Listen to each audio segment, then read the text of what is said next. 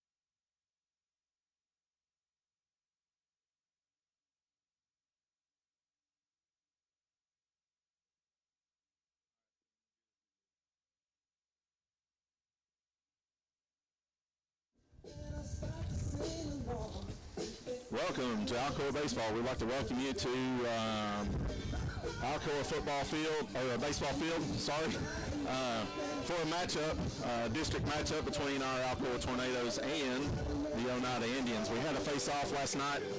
Brad Davis is here with me. We had a face-off last night. They ended with a 14-0. 14-0. Miles Cox on the bump, win all 7, 13 strikeouts, I think a couple hits. Bats took a little time to get going, and then they kind of took over. So yeah. Continues to just dominate. Well, today we have a special part of Alcoa baseball where we recognize someone in the community, and today it's SRO officer Mark Tate.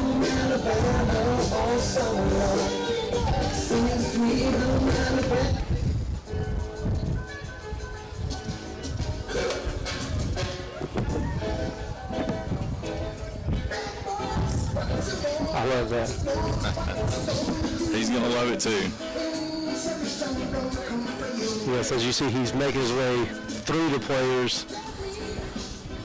Ladies and gentlemen, as a part of Alcoa baseball tradition, we continue to seek out and recognize outstanding members of the Alcoa school system and the community. Tonight, we would like to recognize another outstanding member, School Resource Officer Mark Tate. Officer Tate began his law enforcement career in 1997 in Dalton, Georgia. Officer Tate moved to Blount County in 2010 when he joined the Alcoa Police Department. In 2015, Officer Tate took over as the Alcoa High School School Resources Officer and has tirelessly served the Alcoa school system for the last 10 years. Officer Tate has been an example of leadership, kindness, and exemplary character to all members of the Alcoa High School student body, faculty, and staff for over 10 years now. Officer Tate, it is an honor to have you as a member of our school system, and on behalf of all the faculty, students, staff at Alcoa High School, we thank you for your dedicated service to this community.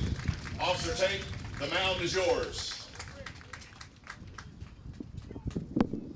There it is. I mean, that was a strike if I ever seen one right there, boys. Just hope he didn't tear anything. Officer Tate, you won't find one any better than that one. No, he's a great guy. Yeah. And the kids love him.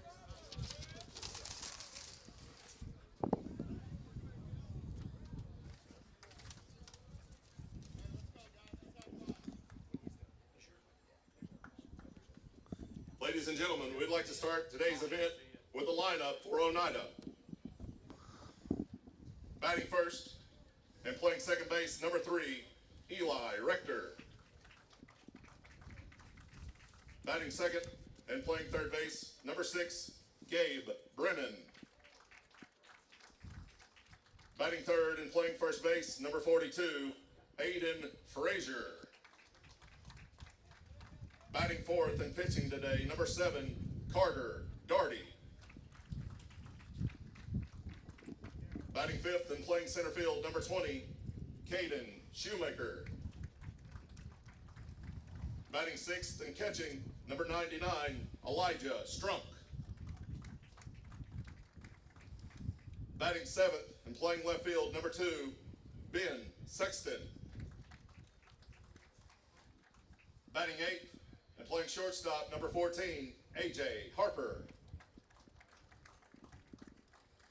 Batting ninth and playing right field, number 25, Calvin Smith.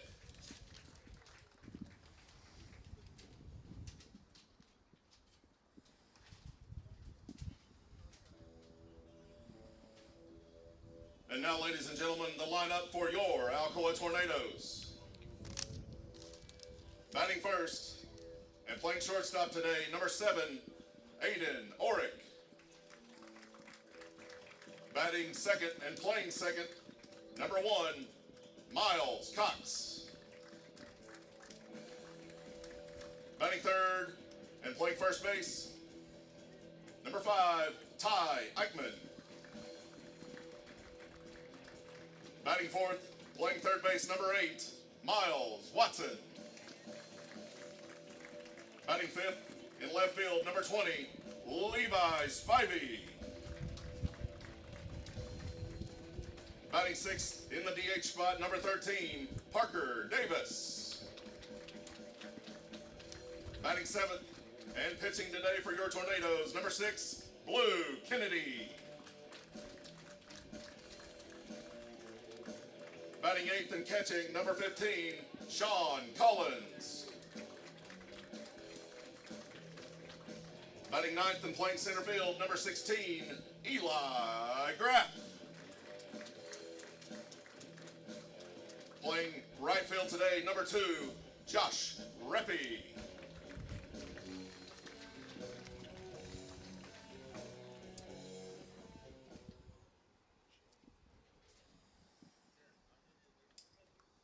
Ladies and gentlemen, please join us in honoring America by the playing of our national anthem.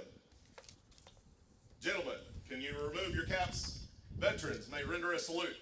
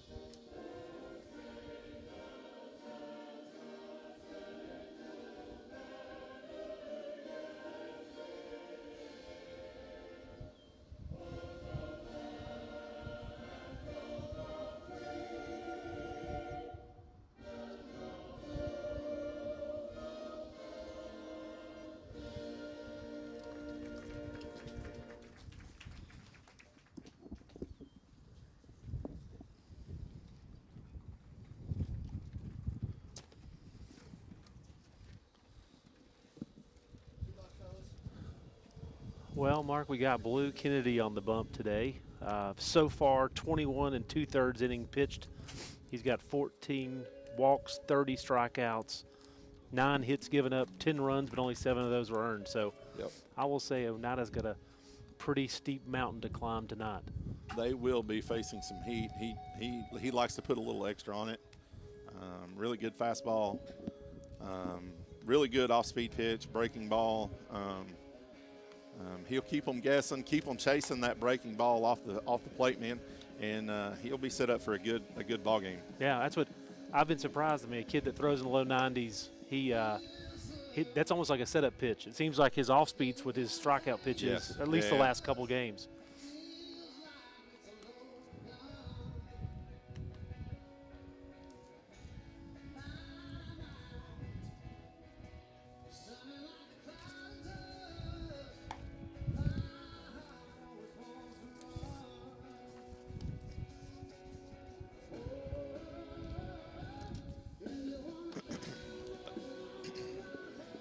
Looks like first at the plate for Oneida would be Rector, batting just under 300, but on-base percentage pretty impressive. So we'll see here. Hopefully we can start off in the zone, nothing free. And the second guy at the plate tonight for Oneida is the player who actually pitched last night and did pretty darn well. Leaned a lot on a curveball that was biting pretty good last night at Oneida. Again, I think he's playing third base tonight. Yep. Oneida comes in with a record of 5-8. They've got some pretty big wins against Austin East. 5-4 win over Wartburg Central. They kind of split a series with Wartburg, winning one, losing one. They did lose district play to Pigeon Forge. A couple other notables were Westmoreland and William Blunt with a loss there. They have the capability. It's just if they can get past this Kennedy pitching today. Yeah, that's what Westmoreland's a good team, top 10 team in the state in 2A,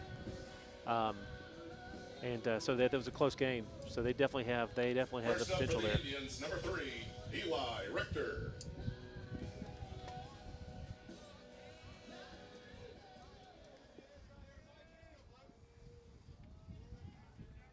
We'll see what Blue starts off with.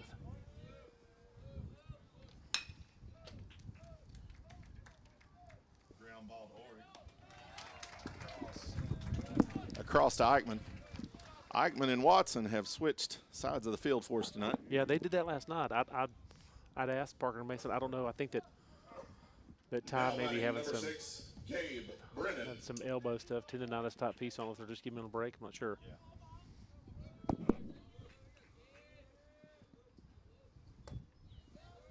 Both of those guys have a great glove, a great arm, and man, looking at batting stats, they are wearing it out. Oh, yeah. The pitch from Kennedy, in for a ball. Yeah.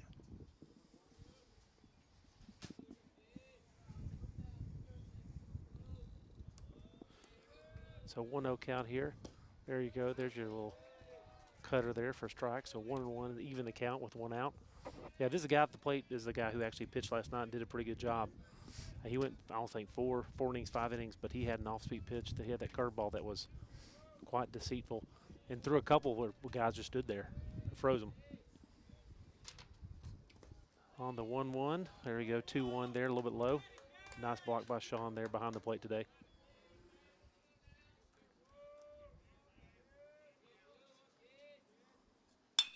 Another hit there.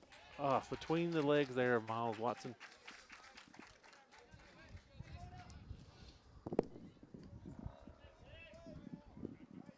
Now batting number 42, Aiden Frazier.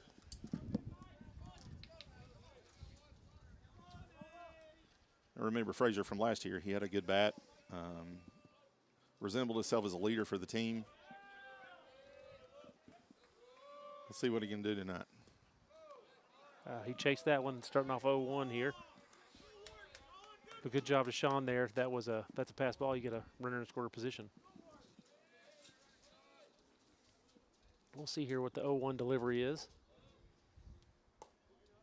I guess a little bit high there, so we're starting off 1-1.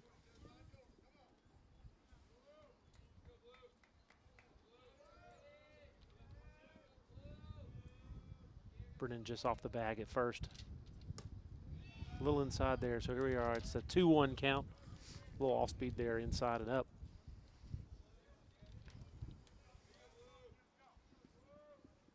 Yeah, but Frazier's got kind of the Ozzie Albies stance with the open stance that comes closed. Fly ball to center. Eli's camping out under it. And he's got it there. This is out number 2 there. Runner stays at first. Doesn't tag up as the play was in center field. Now batting number 7, Carter Doherty.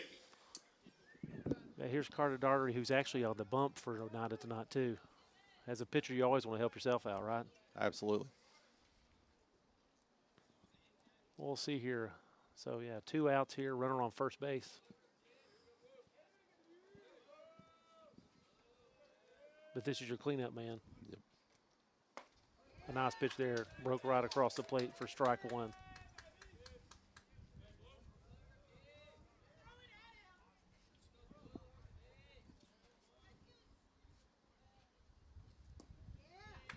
Just a little low there. 1-1 count, and once again, we have Brennan still on first base. Not with too hefty a lead.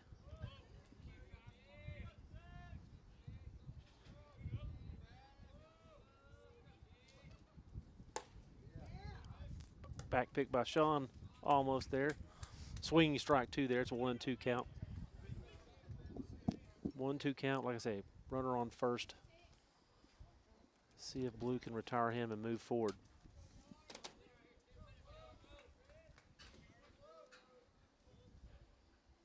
Got him.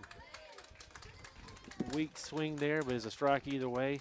And that will end the inning as we roll now to bottom 1. Fooled him on that one.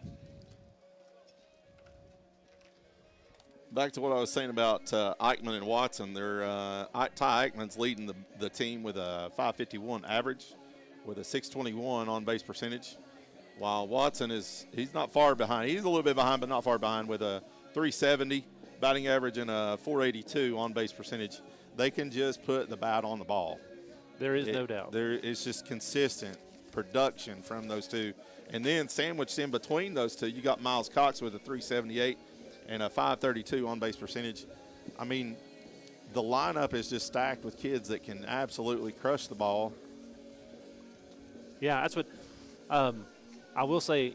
Obviously, with baseball, I don't want to jinx anything, but they usually don't lack too much from an offensive perspective. And so from a pitching standpoint, you are in a pretty good position usually. I mean, if you don't give up more than 3 or 4 runs, you're in a really good place to win that game. Now, I will say as we move to number 7, Doherty, he's taken the bump for Oneida, currently with a 3.50 ERA. He's gone 16 innings so far. He's pitched in 4 games with giving up 8 hits, 12 runs, 8 were earned, 18 walks, and 19 strikeouts. So he is familiar after 16 innings pitched and looks to have a pretty darn formidable. I'd say, to me in high school, if you can have an ERA less than 4 but 3.5 or less, that's a pretty solid ERA. Absolutely. Absolutely.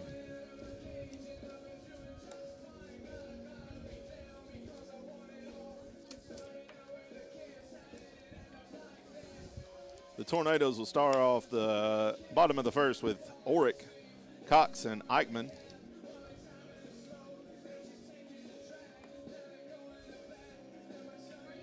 Oric's got that leadoff speed. He's a lefty, has shown the ability to bunt.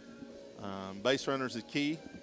So getting on base and advancing is what these first 2 or 3 batters for the Tornadoes really focus on. Yeah, and I know Aiden has the green light to, depending on when third base is playing, if he's behind the bag, I've seen Aiden lay a bunt down just on his, not that it's called, he just has the green light to just get on first base. And he's been successful several times this year doing that piece. The other nice thing about being a leadoff, bunting down the third base line is the fact that he's a lefty too, so he's already a couple steps closer to the back.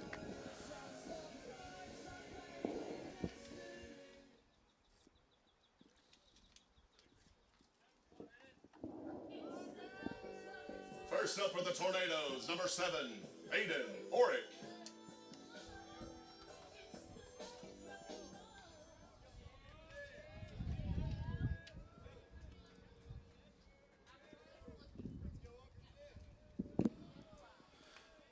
As Doherty comes set, first pitch to Oric. Foul tipped off the shin of Oric. Count goes 0-1.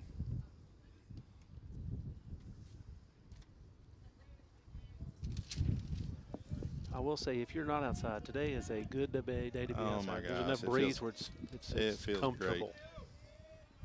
Great. Pitch to Oric. On the outside corner for a strike. Count goes 0-2. No outs.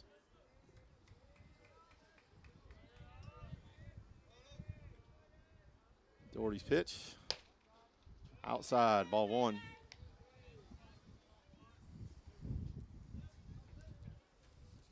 Yeah, third baseman's creeping a little bit. Maybe he's watched Aiden play before too. Watch the film, that's right.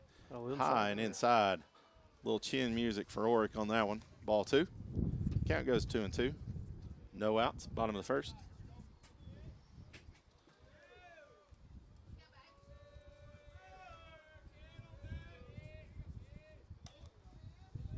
Ball outside to Oric. Full count for number 7. Had him 0-2 and now 3-2. Lost him, yeah.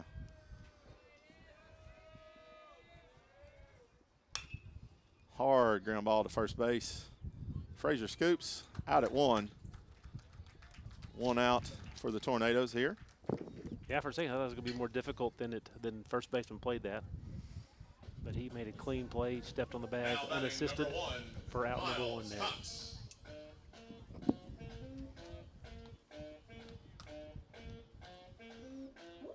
Cox will step in with a 378 average for the year.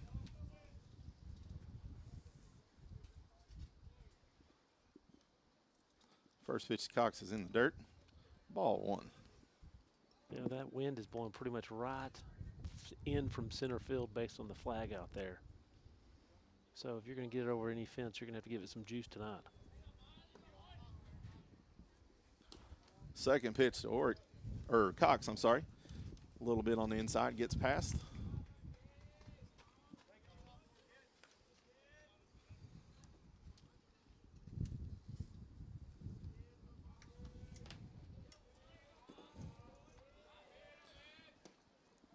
Pitch to Cox on the outside corner, catches it for strike one. Count goes to 2-1 on Cox. Doherty's pitch. Cox pulls up just a little short, ball inside. Count goes 3-1. We've got one out so far here in the bottom of the first for the Tornadoes.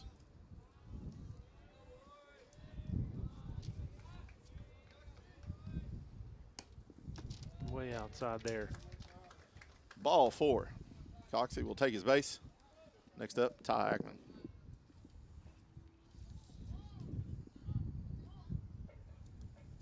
Now batting number 5, Ty Eichmann.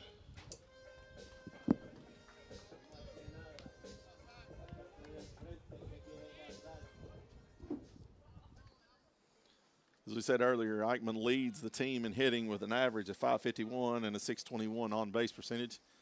He has came into this season ready to hit. Understand, that's 15 games in. This is not like, well, he's played 3 games. 15 games. He's been aggressive in the box, and he's made production for the team as the first pitch to Eichmann goes for ball 1. Doherty comes set. Second pitch.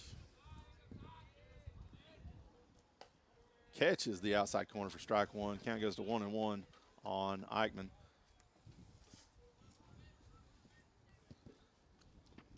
Cox is taking his lead over there at first base. Back on the pickoff move, safe at first base.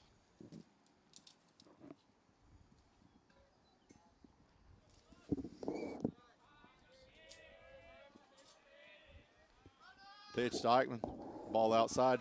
Cox will take second base with ease. Catcher got kind of hung up on that one. The ball outside in the dirt, had no chance really coming up with a throw.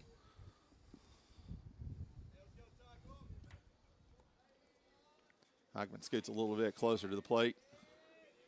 Ready for this 2-1 pitch. Good. Hard soft hit contact. ball, right center, as it goes right off the tip of the glove of the center fielder. Cox will come around third on a 1-run scoring double for the Tornadoes.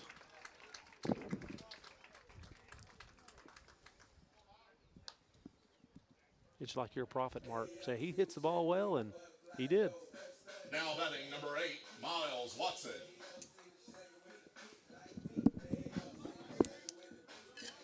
Eichmann is one of those you can do that with, though. He's so consistent. He's very disciplined in the box. He doesn't chase. He just stays compact and short to the ball and absolutely crushed that ball over the center fielder's head. Watson steps in to the box today with a .370 average. Takes the first pitch for ball 1. We got one out, runner on second. Watson's second pitch, off the elbow. You know, if we could give a kid an award for the most hit by pitches, it would go to number 8. Yeah, he definitely is. Not being a catcher, he has the most bruises.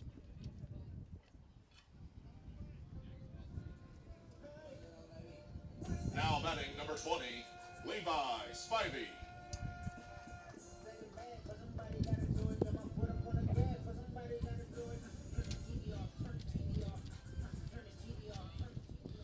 Levi steps in with a .340 batting average and a .426 on-base percentage.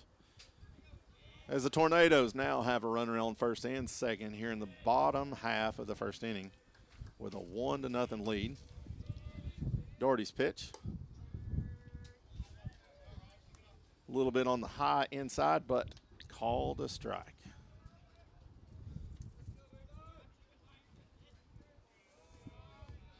Spivey's bounced in and out of the lineup as he takes ball 1. He's bounced in and out of the lineup as a DH. Now he's in the outfield, serving in left field for us today. He's just all around. He's battled with some shoulder injury, so pitching has been out for him this year, but he has filled a spot The wind's playing some tricks on them today. That ball will fall short of center field. Runners will advance one base. Spivey with a single here in the bottom of the first. Yeah, that thing was cutting away from the center fielder pretty impressively. Didn't he catch the wind, too? Now batting number 13, Parker Davis.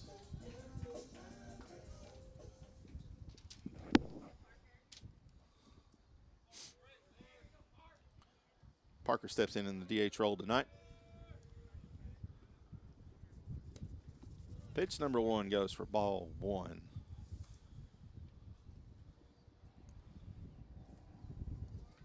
Here's one of those. If you just get a hard ground ball to the right side of the infield, you're probably scoring a run here. Yes, yeah. Second pitch to Davis is in for a ball. The runners take their lead. Doherty's pitch. Foul tip from Davis. Called by the catcher. That'll go 2-1 on Davis. 1 out in the bottom of the first.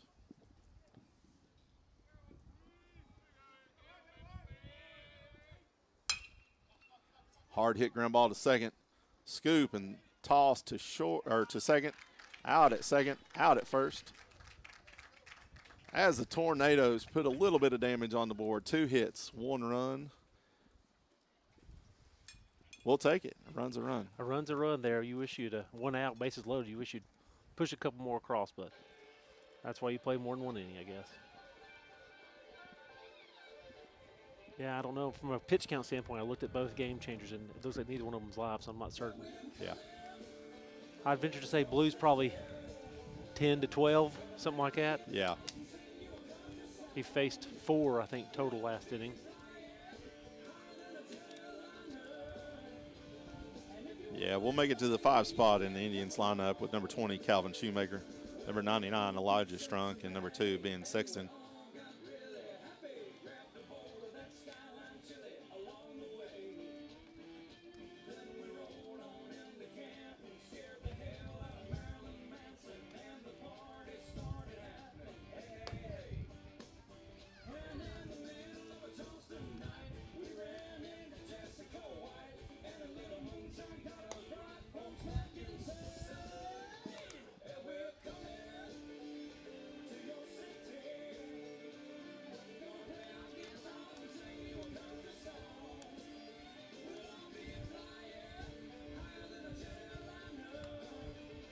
Today was kind of a strange day for most of the kids out there, at least from an Alcoa perspective. I know the sophomores took the pre-ACT and the juniors took the ACT today.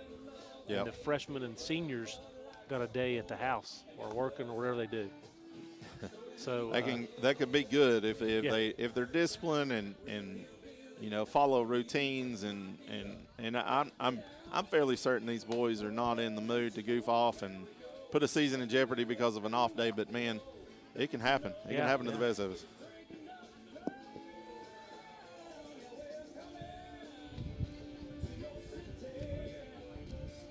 First up for the Indians, number 20, Caden Shoemaker.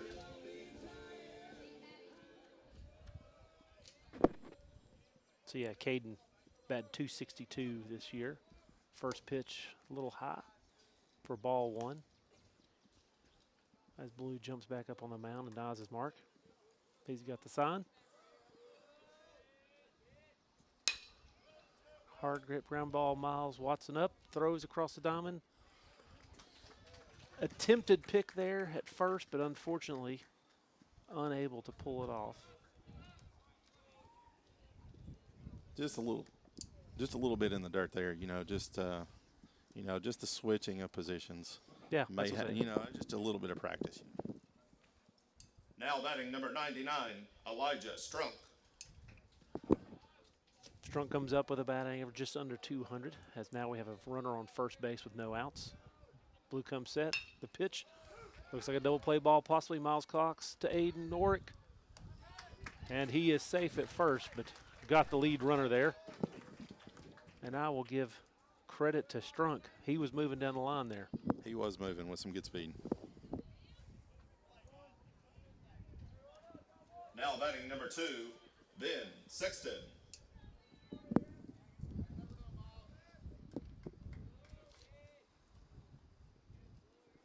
comes set.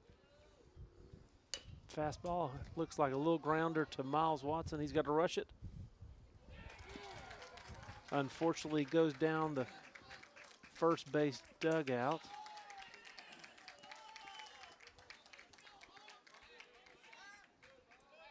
And we have time on the field there. As, of course, runner from first advances to third, and the runner going to first goes to second with the errant throw by Miles Watson from third.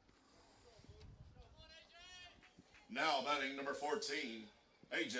Harper.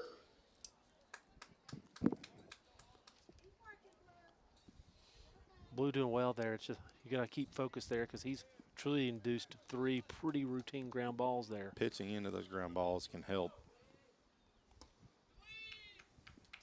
Ball inside there for a 1-0 count to start here. Once again, runners on second and third, 1 out. As Blue eyes the mark, comes set.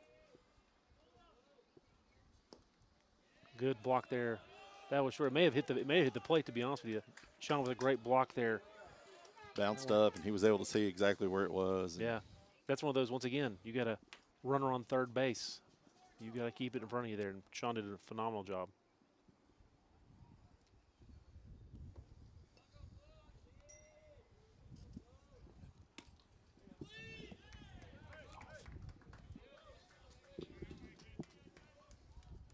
Three-0 count.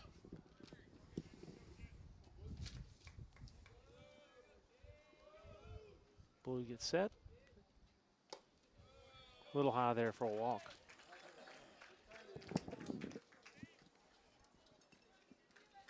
Now batting number 25, Calvin Smith. Sean goes out to talk to Blue here. I said from a pitching standpoint, Blue's pitched excellent there, induced some ground balls, but unfortunately haven't been able to come up with it. Had a double play ball there that I'll give it credit to Strunk, got down the line, first base line pretty darn quick and made it difficult there. So here we are, top 2. We got 1 out, bases loaded, Yeah, and this is the bottom of their lineup here. Just some things that haven't really gone our way right now. We've got 3 errors on the board already, beating out a double play. First pitch is a swing. He squared the bunt, pulled it back, and then swung through the pitch there. So we start off here 0-1. As the infield now is creeping up to the grass play. Obviously, if it's a light ground ball, we can get the force at home. Strike 2 swinging through. And we're starting off at 0-2. Once again, infield's in. Can't imagine they won't come home if. There we go. There's a strikeout there. 3 straight pitches, 3 swings. Back to the top of the order with number 3, Eli Rector. Now we roll back to Rector, who's actually the top of the lineup. 2 outs, and now the infield drops back into the normal position. Any base. That's it. Whatever we need. Whatever you can do. Great first pitch there. Beautiful. Broke in 0-1. Blue eyes the mark. And he's set. Another great pitch there, swung through it. 0-2 here.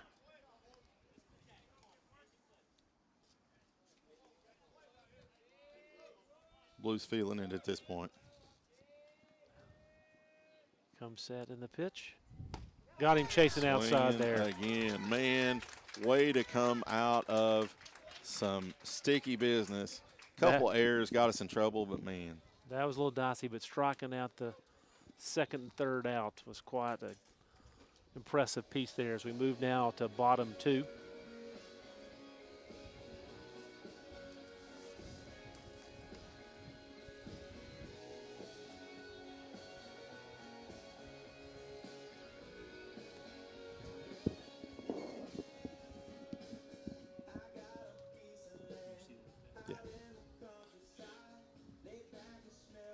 I'd like to thank you guys if you're joining us on NFHS or our YouTube channel. Bear with us. This is our first or second go around. This year we started streaming for the boys. The boys wanted to see games and share games online and just be able to showcase what they can do, what they're doing. We've had two. This is another start to a great season. Last year was a great season. Sadly, it did end in state, not making it all the way. But, man, what an accomplishment, just making it back. Second time to state in 25 years. Yeah. These boys are hungry. They got a taste of it last year. Disappointed, that it ended the way it did, and we didn't make it as far as we wanted. But, man, they're hungry. They're ready to go, and they're wanting all of the Alcoa community to be able to watch what they're doing. Absolutely, and I'll give props to Mark here because not only is he talking to the broadcast, but he is also, for each one of the kids that comes to the plate from the Alcoa side of things, he plays their walk-up music, he announces them. So if you hear some chatter in between things, it's because he has 14 hands up here. We're a one-man band. We got a lot of technology, and, man, our life's dependent on it. If something goes down, we're in trouble. Yeah. We'll have I think Blue Kennedy's up at the plate. Yeah, we'll have Kennedy, Collins, and Eli Graff. Eli Graff's stepped in the role here for center field in place of Kyler Clark, yeah. That's what I'm talking to Kyler. I think that he may have tweaked his hamstring a little bit at one of the Pigeon Forge games, and then Friday night against Sweetwater was chasing down a ball and tweaked a little bit more. So I think he's got a couple days off here just to kind of recuperate. I saw him in the dugout yesterday with shorts on. He looks to be walking pretty good, so hopefully won't delay him by much. Yeah, that's a senior we don't want to lose. A bat and leadership and fielding experience. We don't want to lose that going into the later half of the season. As the first pitch to Kennedy is in there for a ball one, inside across the belt for ball two.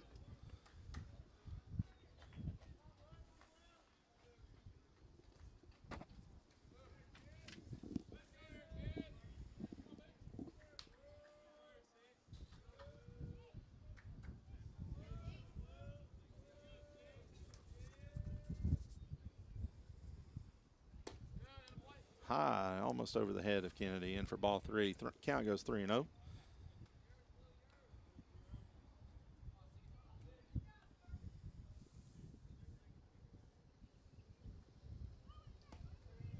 Across the plate with a breaking ball in there for strike one. Count goes 3-1 on Kennedy. We have no outs here in the bottom of the second.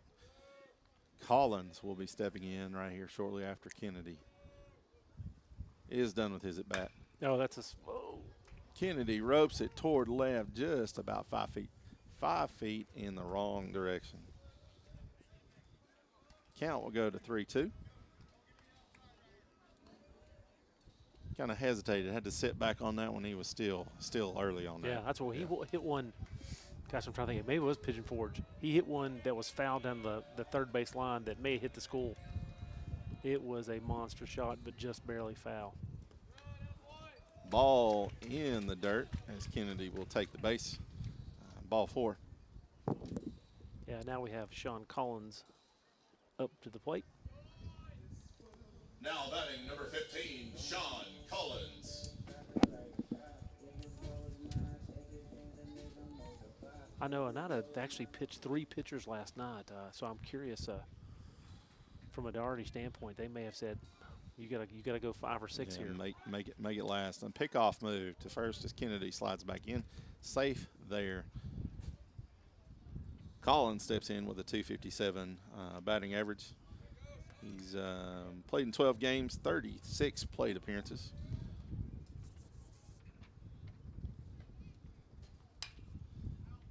He's filled in that full-time catcher role this year for us. Last year it was mainly Parker. Oh, don't forget Chandler. And Chandler Tipton. Yeah, Chandler was the MVP in my book. Yeah, absolutely. And now Collins has stepped in, that mostly full-time role. Parker will give some days off here and there, but Collins has done well. Another pickoff move to first. I think that they are worried about Blue. And now that his pants are already dirty, I think it might as well take he has second. nothing to lose. Yeah. Right here. He's got that Pete Rose aura. Yeah, he definitely has of base running and sliding. Dive. It's everybody needs to see it. If you've not seen it or heard it. Yeah. Now, you may also be hearing Sherilyn crying as she sees the stains that she's going to have to work on that night, too. But he does go full Superman. And there goes Blue. Kennedy takes off the throw to second. And he is in safe at second base. As the count goes to 1-1 on Collins. I'll be honest with you, I hope it's 1-1. I have to do the scoreboard, and I get lackadaisical at times. That's why we get paid the big bucks. Yeah, exactly. Back pick to second. They're gonna fire him down every base he goes to. Huh? They're trying to get him a little tired. Maybe there's some strategic action here. He's the starting pitcher. Maybe they're trying to wear him down. Wear him down a little bit. This is the Billy Bean baseball school. Maybe the analytics say if you throw back so many times. Wear him down. I can tell you that Kennedy's got a lot more in the tank than what they're giving him credit for. Ball in the dirt goes 2-1 on Collins.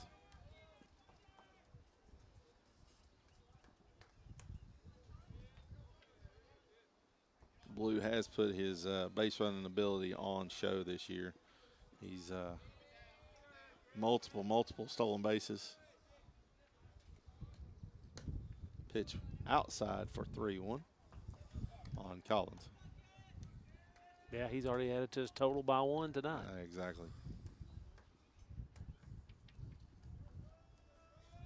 Maybe we can get him an NIL deal with Taco Bell, you know, run for the border. There it is. Kind of deal. Hey, now that there's one about 2 blocks from here, we can float that idea to them. Try to get these boys a little money in their pocket.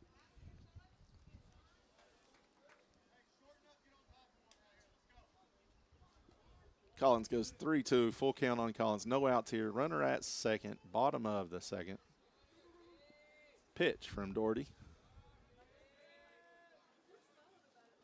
Outside, ball gets away. Kennedy sliding over to third. He is safe.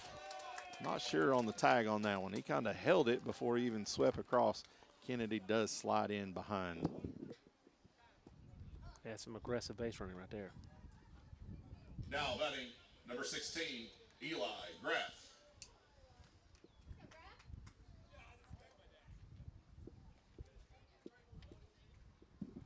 So, yeah, Eli is, I mean, Lord knows, we saw him play middle school baseball, and kid can play everything. But phenomenal baseball player, decided his high school to focus on football and basketball, and obviously he's all-state. And been very successful in everything Mr. the Football kid touched. finalist. Yeah. But I will say yesterday had a pretty good day at the plate. He, I know of one that he hit real hard, nice single over the shortstop, another hard ground ball. So he's coming online pretty darn quickly. It's only been, I think, 3 or 4 games since the end of basketball season that he's joined the team. As Coach Dunn has slid Mason Davis, in as a pinch runner for Collins. He takes second base on a steal as the count is 1 ball, no strikes to Graff. Pitch outside goes to 2-0. Yeah, it seems Eli's ability to impact a team and impact he's just a community and school is just a positive kid, man. Yeah. Ball low. And for all the accolades, is a humble kid too. Absolutely. He has he's had some committed ceremony where he signed with Carson Newman. He'll be heading up. They've actually got their spring football game tomorrow. He and Jameer Turner are going to be heading up there for JT, absolutely. Their spring game tomorrow. Count goes to 3-1 on Graff. Foul on that one, 3-2.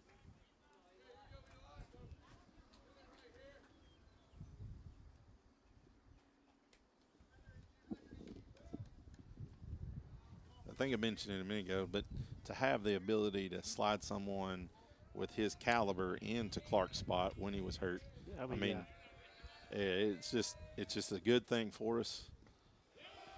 Yeah, I mean, Eli can track a ball. Great hand-eye coordination. I mean, fast as fast can be. It's nice just to have that at your disposal. To hey. Now batting number 7, Aiden Orrick. Now we got a meeting on the mound here. I don't know if it's mixed it up with from a signing perspective, but I will say the last 3 or 4 pitches have been in the dirt, or I don't know if the catcher and pitcher are on the same page here, so they're discussing it. Of course, difficult place here. Bases loaded, no outs. No outs. And you're running to the top of the order. And you're back to the top, exactly. Oric was on walk last inning. I can't remember. So. I think it was a walk last inning.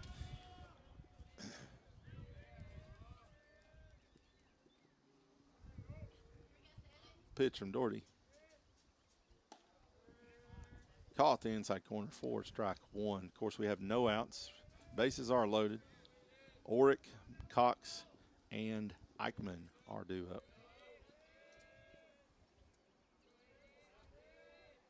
Pitch. Grounded to the pitcher. Back to home. Can he get to first? He does. Nice little double play there by Doherty and Strunk. As no run will score. Runners will advance to second and third. Now batting number 1, Miles Cox. Well, we'll say what you don't want as a baseball team, you're in the second inning and you've had hit the 2 double plays.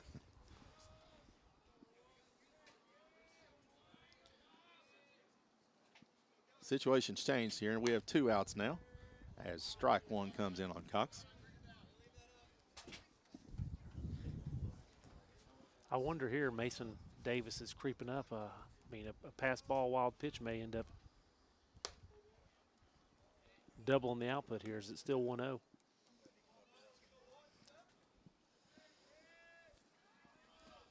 Two outs on Cox here. 1-1. Swing and a miss. Count goes to 1-2.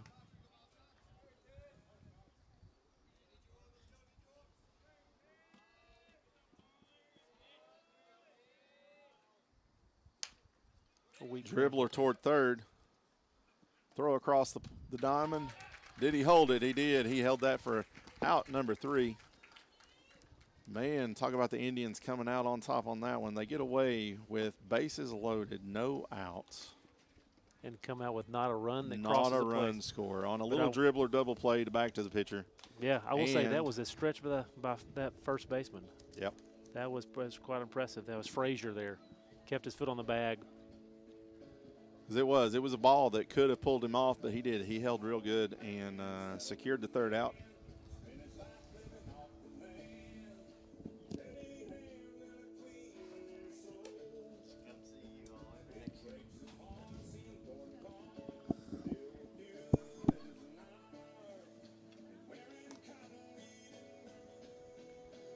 So as we roll to the top of the third here, we will be facing their 2-hole hitter, which is Brennan. Brennan's the one who actually hit at third base last inning and got on via, I believe it was either a scooping error or throwing error. Kennedy will start the inning today with this top of the third, with 28 pitches so far. Faced 10 batters, 1 walk, 3 strikeouts so far for Kennedy. Doherty on the other side has 2 hits, 1 run, 1 earned run, walked 4, and has no strikeouts.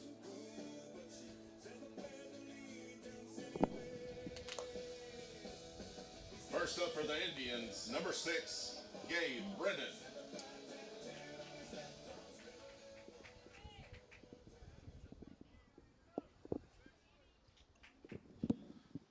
All right, Gabe, as a right-handed batter, comes to the box. We'll see how the top of the third starts off here as Blue toes the rubber. First pitch. Little high fastball there for ball 1.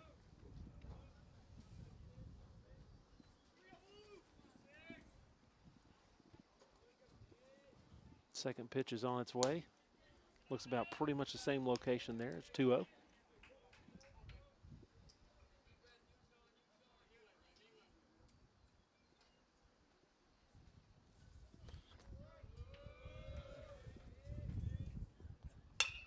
Pitch number 3, good stop there by Miles Watson. It's going to be a throw. Oh, what a play there by Miles. Miles, who dives down on the knees, throws from the knees. and gets the first out there. He didn't know. he was laying out for that ball, and it was one of those where you didn't know if he needed to come up and make the throw or if he needed to stay down and just make it from the knees. But he had the time, he had the ability to get up and make that awesome throw across. Yeah, we'll take it. So as we Now batting number 42, Aiden Frazier. So now we have Aiden Frazier at the plate. He's the 3-hole hitter with 1 out, nobody on. The first pitch was a pretty nasty bend on that one. Started off almost at the shoulder and dropped down there across this first strike there. So we're 0-1 count. Blue Kennedy gets a sign, comes set. And a swing and miss there on strike 2. It's an 0-2 count. Frazier comes back into the box here as we see pitch number 3 of this at bat. Blue comes set. Just a sawed off ground ball. Miles Watson across the diamond to tie. Little hefty throw there. Miles may say, you know, I'm going to throw from my knees next time. You know how it goes. Once you have one aired throw, you kind of get you in the back of your head. Yeah, you want to start aiming instead of throwing, Yep, and you just. As Frazier pulls up kind of limp over there, I'm not sure if it's hamstring, calf, something maybe cramping. Yeah, definitely something that lower extremity wise. I don't know if he hit the bag hard or what. Yeah, he's going to hang in there. Now batting number 7, Carter Doherty. So once again, Carter's also their starting pitcher. Here comes. He's the cleanup hitter. As the top of the 3rd inning, we got a base runner on first base and 1 out. The pitch, oh, beautiful. Pretty. Came right across there for strike 1. Doherty struck out in the first inning. His first time up. Second pitch of this at bat. A little low, but nice block there by Sean. It's a 1-1 count. The runner stays on first base. So still could get it out of this inning with a double play ball.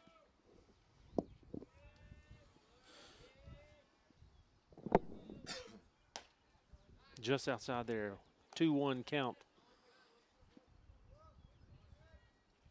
As Blue Kennedy back on the rubber, gets the sign, comes set.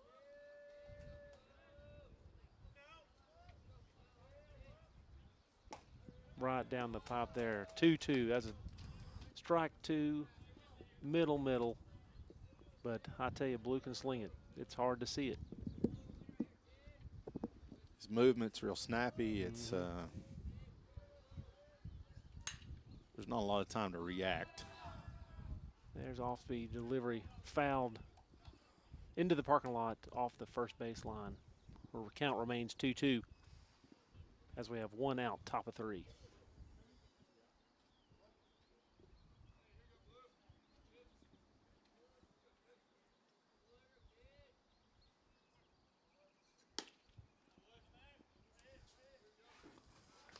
(3-2). The count is full now. That one missed just a little bit outside. Blue comes set, full count.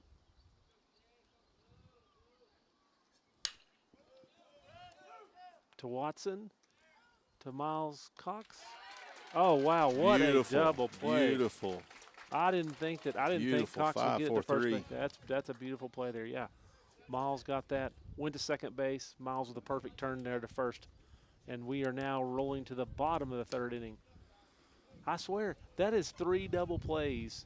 It's just unheard Across, of. It really is. I mean, the attempts are there, but man, today there's been 3 successful double plays. Oh, yeah. That one hit all 4 corners of the infield. Yeah. Watson was 3 or 4 feet off the base.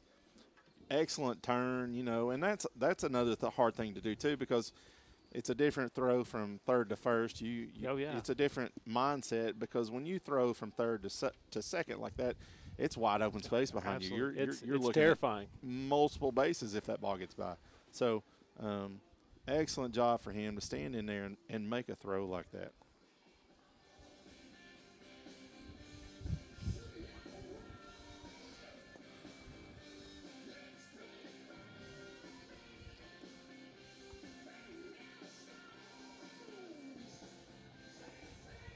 We have some active mound maintenance going on here.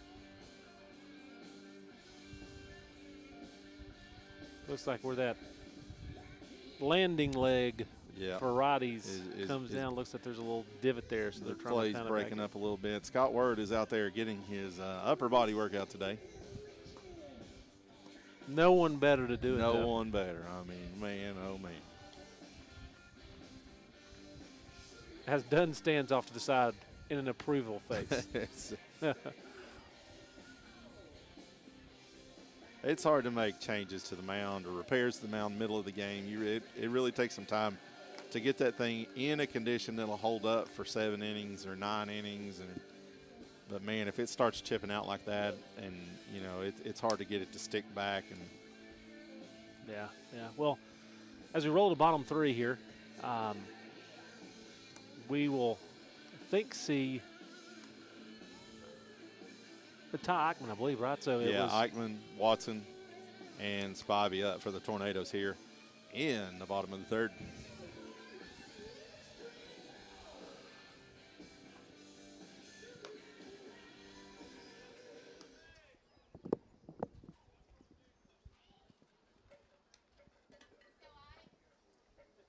Now batting number 16, Ty Eichmann.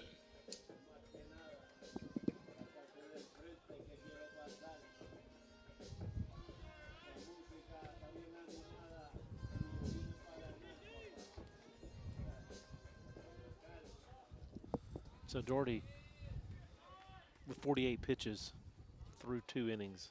That's a tough one to come back. It's hard when you run those counts full 3-2 and then you lose it to a base hit or a blooper or something. But as the second pitch is fouled off to the right, count will go 1-1. I think it's 0-2. I apologize. 0-2. I'm sorry. That was me messing up on the scoreboard. I thought he called the first pitch was outside corner. I thought. We're going to find out here. As Eichmann takes another one too, out of play, foul ball.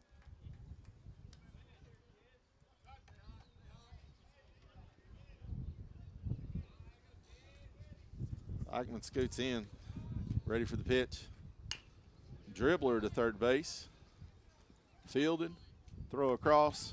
Frazier with the catch for out number 1 in the inning. Gabe Brennan over there holding down the fort at third base with these little dribblers and hits. Now batting for the Tornadoes, number 8, Miles Watson. Yeah, I don't know if the double play piece is from an infield standpoint or no one's really hit the ball hard. Lots of dribblers so far.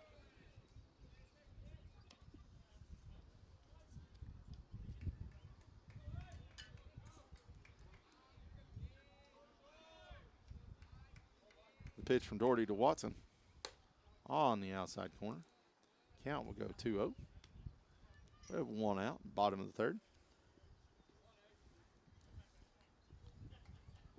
Watson hit by a pitch last inning, if we remember. Oh, right yes. off the elbow guard. If I'm guessing which kid gets hit, that's going to be my answer. It's going to be playing Miles. the statistics for sure. here. Definitely the money has been well worth it on his protective equipment from his bicep down to his elbow and his hand and ankles. I mean, the kid, he's just a baseball magnet. His count goes to 3-1 with 1 out. Jessica may actually have stock in as many. Speaking of NIL deals, we need to get Evo Shield or Rawlings to get us something for this guy as he swings past that pitch from Doherty's. Count goes to 3-2. Doherty now creeping up to 56 pitches here. The pitch. Outside. Ball 4. Watson will take his base. In will come Spivey.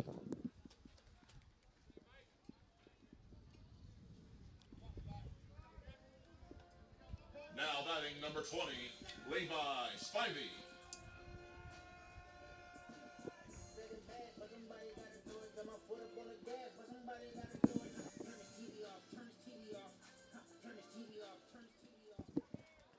Spivey 1 for 1 today. Yeah, he hit the one that the wind caught, and he had some spin on that dropped right between right and center as a pickoff move goes to Watson. Ball will careen off of a rib cage. Yeah. So I mean, if he can't get hit in the box, he's like, well, watch this. I'm gonna get hit on the back pick. Maybe some bubble wrap. Bubble wrap may do. Yeah. Now that's the thing is, the kids got the oven mitt, but they don't have any protection, when they're running the bases. No. So maybe there's an opportunity. Flak jacket for running bases. The pitch to Spivey outside. Count will go 1-0.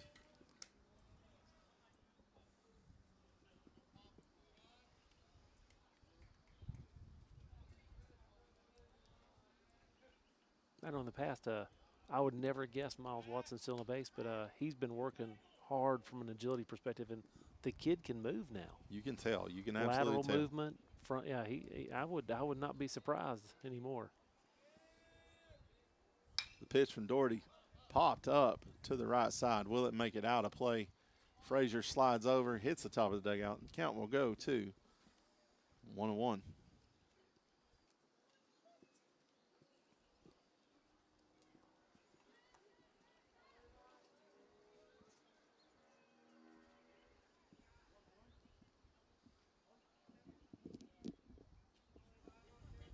Spivey stands back in.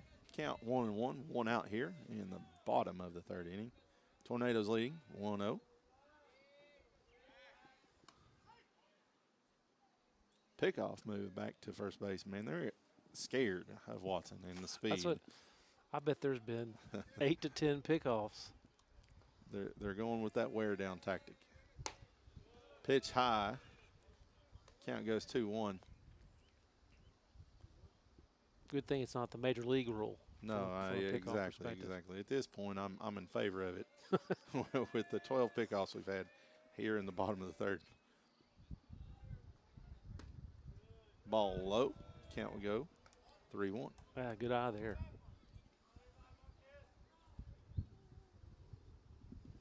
Well, here's your hitter's count. See if he throws it in the box and he hits it somewhere.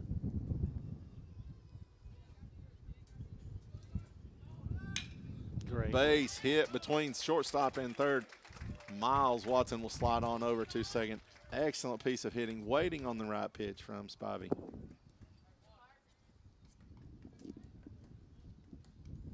Now batting number 13, Parker Davis.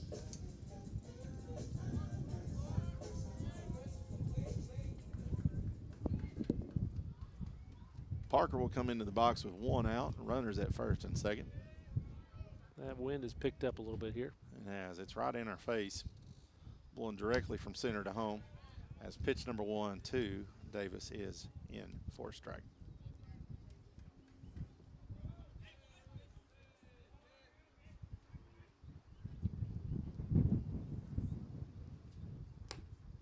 Foul tip. Count will go 0-2.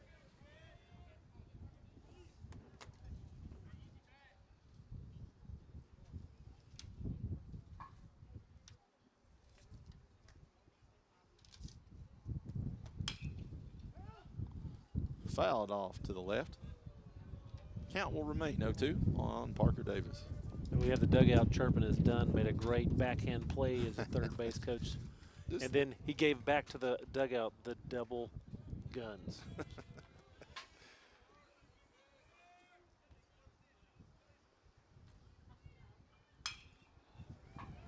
Ball hit right field as the wind may be playing tricks out there. Calvin Smith, he was tracking that to right center, and quickly that wind picked it back up, and it was right back in right field on him. Now batting number 6, Blue Kennedy. Yeah, that definitely, he was tracking it under it, and then he had to stress at the last 10 foot of the ball to get back over there.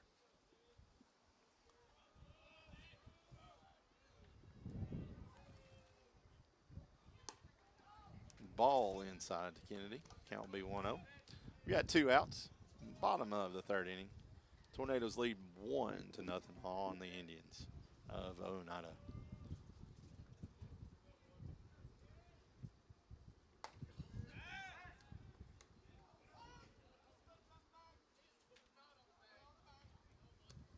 Not sure who he's asking. If he was asking us, yes, his foot was on the bag. If you're asking Oneida, the ball, his foot was not. As the catcher back picks 2 first to try to get Spivey out over there.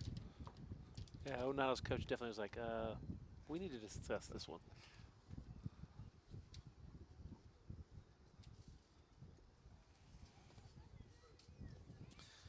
Sean West, the coach of the Indians, has asked, for a little help on this one. Maybe home plate saw a little bit different. It was kind of hard. There was a lot of dust flying over there as he was sliding back. It was one of those that the first baseman was kind of in the base path as Levi got back, but kind of got there at the same time. Yeah. So I'm not certain. Yep.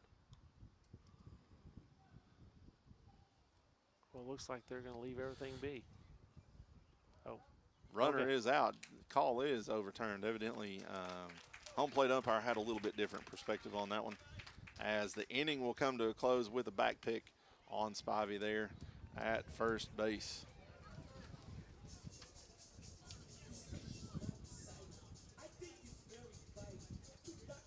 Well, that's what I was confused for a little bit because the infield ump, as opposed to having the conference and giving what the call was, he walked almost to second base. Then he turned and said, oh, by the way. Remembered, oh, yeah, by the way, I'm going to get far enough away out of throwing distance and overturn this call and make an out call. So Dunn doesn't seem very pleased. in the famous words of Coach Steve Dunn, you are wrong. That is usually how the conversation wrong. ends. Up here, I won't be able to hear it, but I'm pretty confident that's what was said. It was said, I can put $100 on the table. At some point, well, thank you for your input, but you are wrong. The Indians will start off inning with number 20, Calvin Shoemaker, number 99, Elijah Strunk, and number 2, Ben Sexton. The errors and the rarity plays have absolutely kept the Indians in this ball game at this point, Brad. It's a sight to see. I'm a little taken back by it. Yeah, that's what I will say. Definitely not the cleanest game. Really, from either side, I know Oneida didn't have any errors, but a lot of it's been just weak hit ground balls. Of course, like I say, Alcoa, like you mentioned, 4 errors that's quite a bit. Yep. I mean, if you look at it, if you truly look at it, here we are rolling top 4, and Blue still. He's got no hitter going. That is not what it feels like based on the amount of runners on the base That is not paths. the feeling you get from this ballgame. That is for sure. First up for the Indians, number 20, Caden Shoemaker.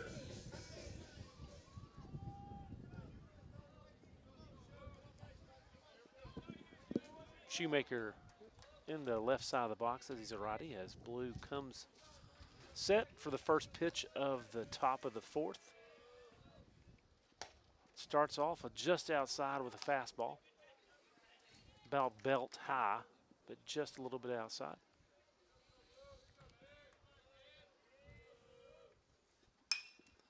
Second pitch looks like it's a pop up to infield, and Adenort comes over, calls it, and there's out number 1 for the top of the 4th. Now batting number 99, Elijah Strunk.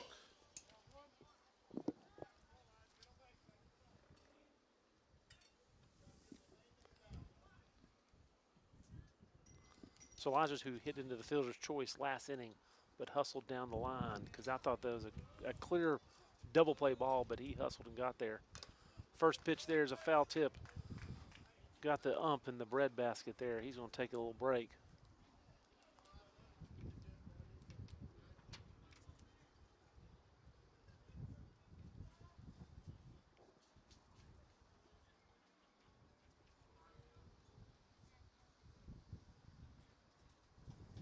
That's one of those unfortunate. There's nothing you can do. Foul tip. The catcher can't help you. It's just one of those unfortunate pieces. The only thing you can hope for is it does catch some equipment and not the meaty part of your bicep there. But I'm afraid it actually caught his arm on that one. I got you. I thought it hit him grasping at his arm there for a minute. Dead center, but it looks like he's ready to roll. as you Strunk about to step back into the box. Strunk 0 for 1 today. 0-1 count as Blue comes set. Pitch number 2 of this at bat. Oh. Just ducked under that for ball 1. So 1-1 count here. Top of the 4th as Blue comes set once again.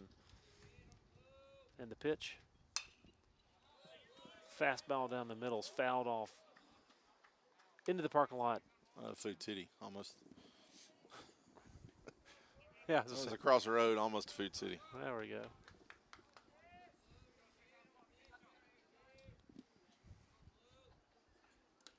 Outside there for ball 2, so the count comes to 2-2. 1 out here in the top of the 4th. Blue comes set. A pitch number 5 at bat. Oh, I thought he wanted to get that. Trying to catch that corner. Yeah, trying to catch almost the corner. there. 3-2 count, so we've run it full here. I think Blue thought so too. He kind of walked down off the mound here, but he's in a battle now, 3-2 count. Got a ground ball. It's going to be a difficult play. That was going to be a difficult play there because it was really in no man's land to some degree. Yeah. Blue couldn't really field it. Eichmann came off first base to field it. Cox had gone to first base. Blue had went to first base, so it was one of those that. Now batting number 2, Ben Sexton. One of those I don't know if you can call that an error. It's just one of those perfectly hit balls.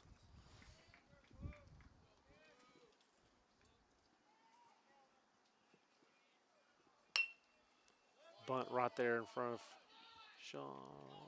He will be safe.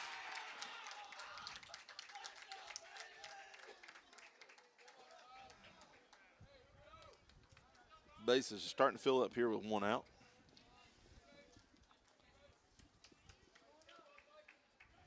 Yeah, on to number 14, Harper.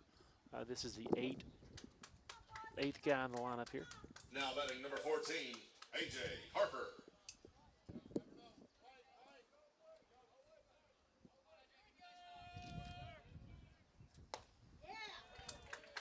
Swinging out of his shoes on that one. Yeah, that's what first pitch there for a strike. As Harper swinging through that one. So here we go, 0-1, 1 out. Runners on first and second as Blue comes set. Pitch number 2, just off the glove of Sean Collins. 1-1 count here. I will say the base runners did advance now, so at second and third with 1 out. As that would be scored a pass ball.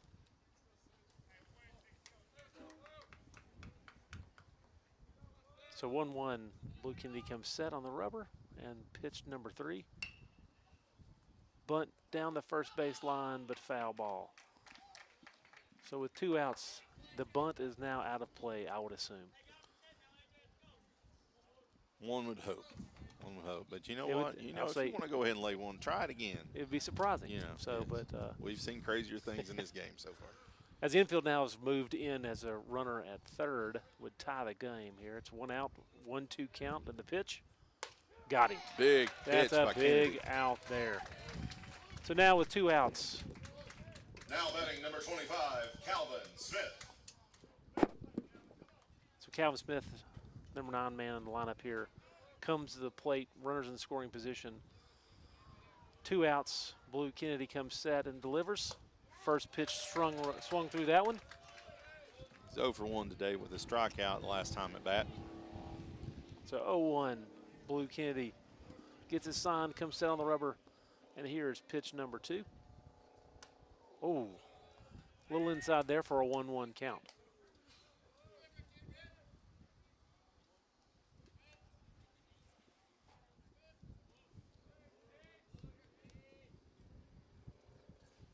Swung through that one. So now 1-2, and we can get out of the inning right here with a strikeout. You think he's got one more of those breaking balls left in him for this I inning? think he does.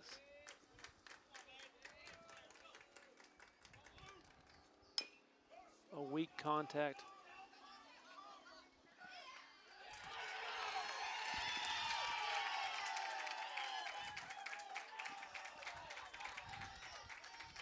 Sorry, there was waiting to see what the call was What there. the So outcome. yeah, so Sean fields it just in front of home plate, and unfortunately drug Ty Eichmann off the bag. So Now the batting number run 3, scores. Eli Rector. Now we got 2 outs, runners on the corners, and we're back to the top of the lineup. Tie ball game. Tie ball game. Got a ball game, boys and girls.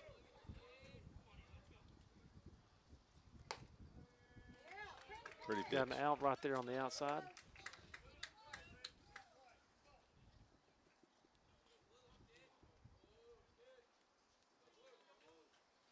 Pitch number 2. Weak contact to third base, backhanded, and there is not a play there to be made.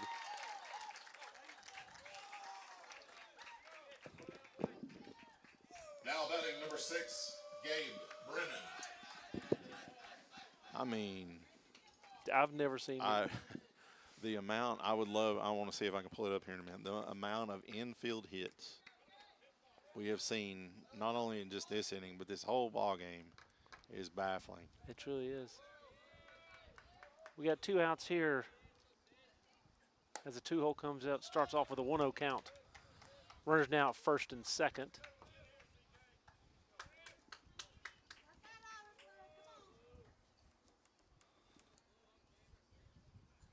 Pitch number 2 right down the middle there. We got a 1-1 count. Well, the Indians have posted 4 hits so far in the game. The Tornadoes have 4 errors, and the pitch.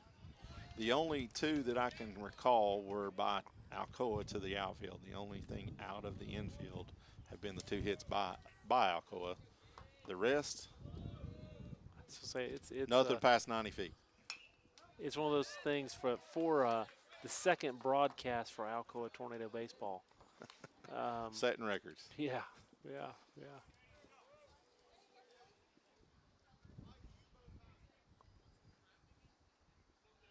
So here we go, 2-2 count, 2 outs.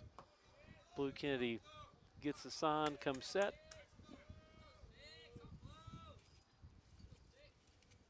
Got him. Pretty Got him on the breaking ball. strikeout there. Set him down. But I will say, of course, Oneida there with 2 runs scored, 4 hits that inning. Not to say that they tore the cover off the ball from a hit standpoint, but it looks like Alcoa is now gathering the troops down there in front of their dugout. It is the big reason right here we've got a ball game like we do, a 2-1 Indians in the lead ball game, is because of some of these small, errors. I don't want to put blame on overthrows or anything like that, but it is kids playing different positions and doing different stuff, and but you got to buckle down. You got to fix some of those. You got to become a team that's willing to work through some of those and be a better team the second half of this ball game as we step into the bottom of the 4th. Score is 2-1. Alcoa 4 hits for the Indians, no errors. Alcoa 1 run, 3 hits, 4 errors so far. Most of those have been overthrows. Yeah, that's what I'm saying. It's been all just rushing or and then kind of gets in your head, those kind of pieces. Just like hitting's contagious, so are other things.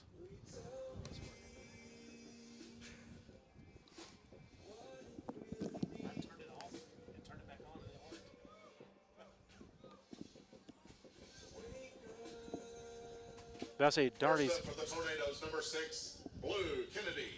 Darty's up to 69 pitches as we roll into the bottom of the 4th.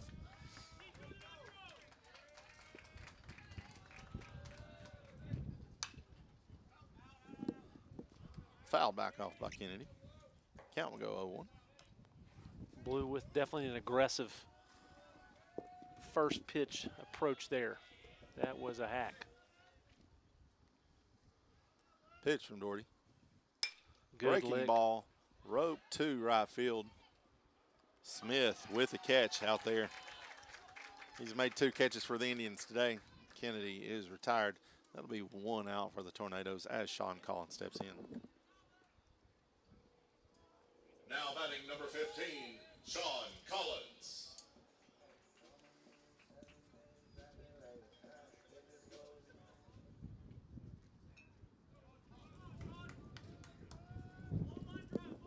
pitch by Doherty to Collins.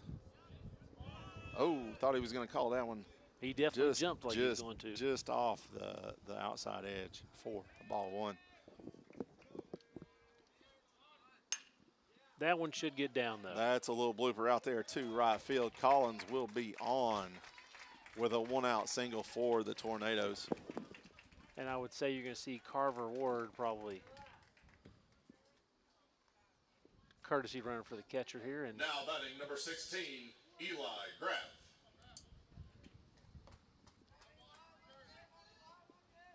It looks like actually Mason Davis is pinch running, or actually pinch running, courtesy running for the catcher.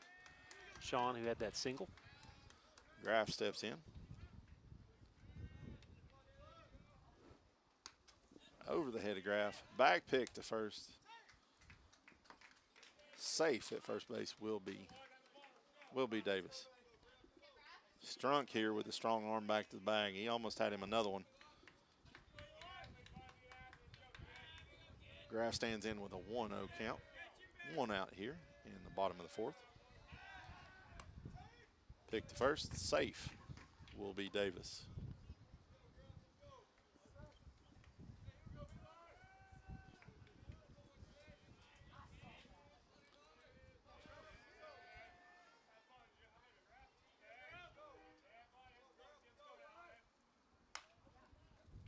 Fouled off to the Tornado dugout. Excellent play down there by Coach Eichmann. Playing the bank off the fence. Count goes 1-1 on Graff.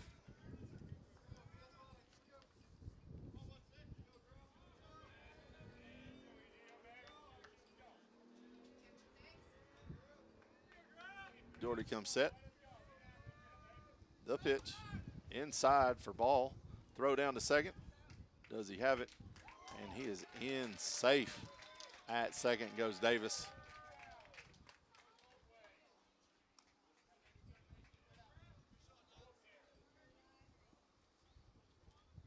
That Davis speed right there is what that was. That was a close play. But now runner in scoring position for Eli. 2-1 is the count. One out in the bottom of the fourth. The pitch. Hard ground ball back to Doherty. Looks him at second. But Throw does to a first. job. Excellent job moving the runner over. We'll go to 2 outs on the Tornadoes up to the back of the top of the lineup.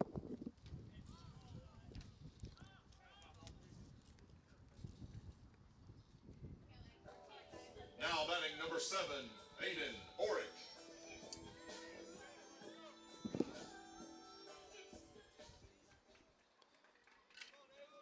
Doherty bumping 77 pitches so far in the game. First pitch to Orick, hard Now line drive to Frazier at first for out number 3. Man, we had the runner in scoring position, just couldn't come through. That was an excellent catch over there at first base, right on the shoelaces. I think he was surprised. The Easter Bunny found an egg in that basket.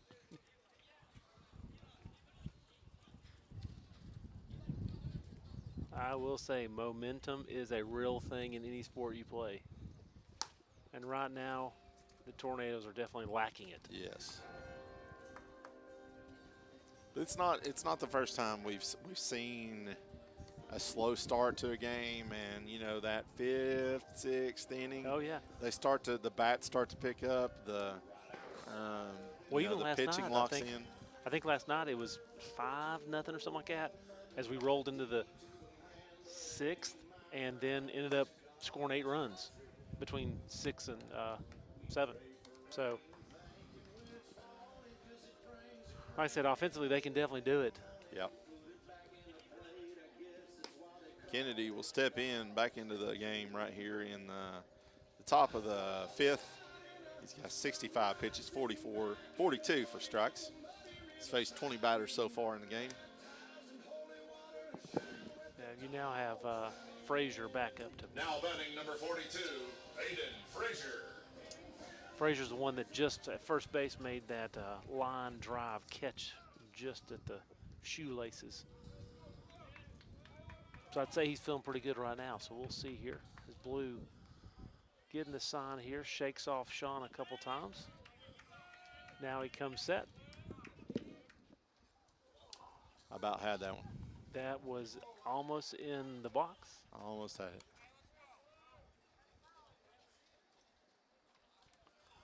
That was one of those from a grip standpoint. Don't know if he had it.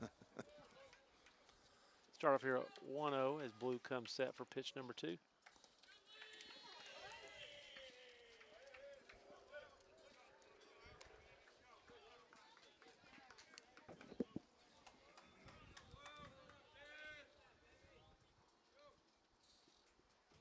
Pitch number 3 of the at-bat as we sit in 2-0.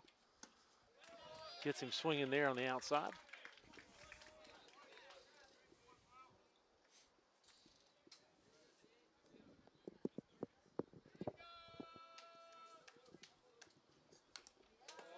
Foul tip there. And he's battled back to 2-2 count. 2-2 count, no outs as we enter the top of the 5th here. He's been able to come back really strong. 2 pitches on the outer part of the plate, catching him swinging, fouling it right off the cap of the bat.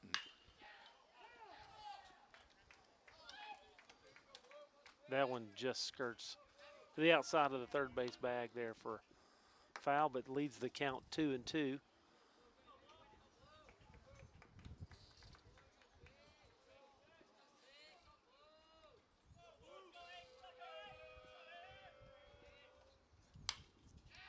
Fouled straight back out of play. Once again, count of 2-2.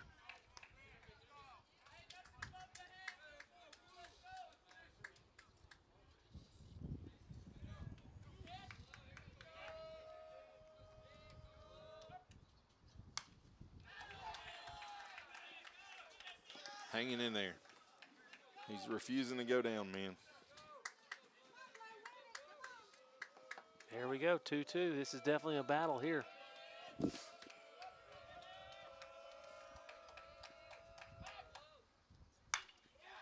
Ground ball to Miles watching at third, who comes up throwing. There it is. Beautiful play.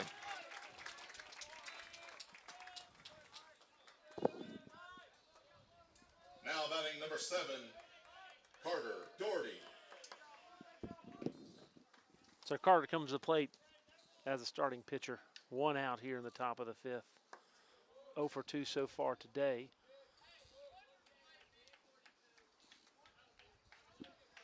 Blue Kennedy comes set. Outside there. Starts off 1-0. That's what Blue has, as we're in top 5, Blue has 73 pitches on his arm. Depending on how this inning goes. Just over the tip of the glove of Cox into right field. Now batting number 20, Carter Shoemaker.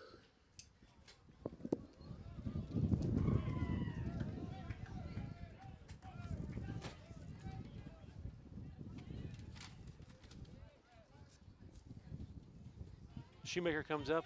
Here are top 5. We got 1 out and a runner now on first base as Blue eyes the mark. Drops in front of Sean Collins. It gets by him. Start off 1-0. And runner does advance to first base. Now we have a runner in scoring position with 1 out. Oneida leading currently 2-1.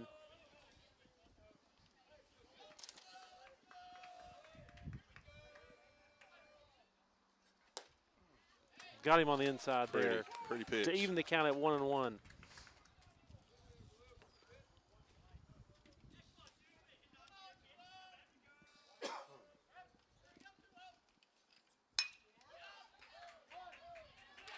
Oh, ducked under.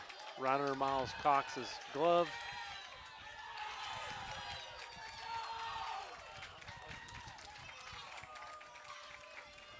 Hard hit ground ball, just come off the lip right there in front of Cox and hit that dirt and kind of skirted right underneath him. I think he was expecting a little bit of a hop. Ended up in right field. One run will score. Now batting number 99, Elijah Strunk.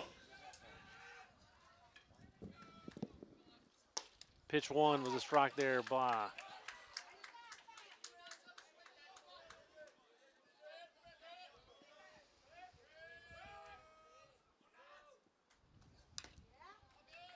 Foul tip there for strike 2, 0-2. And unfortunately, the behind the plate ump took that one there too.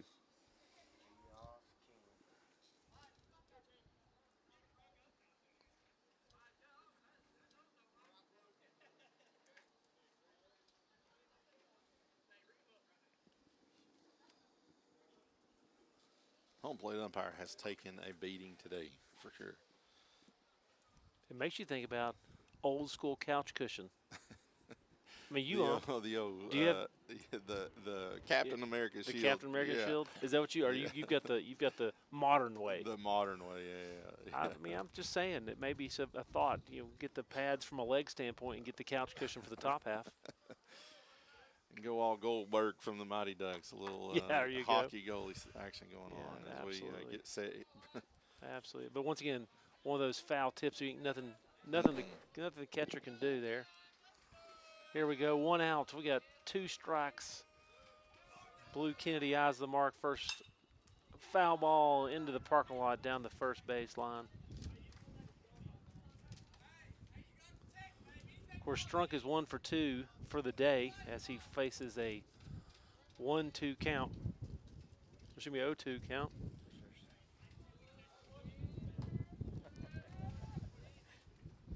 Got him on that pitch. Strike 3. The breaker got him there, and we've got 2 outs, runner on first base. Now batting number 2, Ben Sexton. As Sexton comes to the plate, the 7-hole hitter in their lineup. Sexton's 1 for 2. I think he's one of those culprits of those 30-some-odd foot base hits there we had. Seeing eye. In the last inning. Start off 0-1 here. A little outside there to even the count 1-1. Sean throws it back to Blue Kennedy as he is on the rubber. He's got the sign. Ready to go. Does not like that one. Shakes off the first, and here he goes. Right down the pipe. Well, there you go. Has a ball there. Not sure where it missed. Hopefully he's got a couple more strikes in that pocket he can pull out and get us out of here. A 2-1 count here. He liked that one, There's though. one. He had one at least. 2 outs, top 5 here.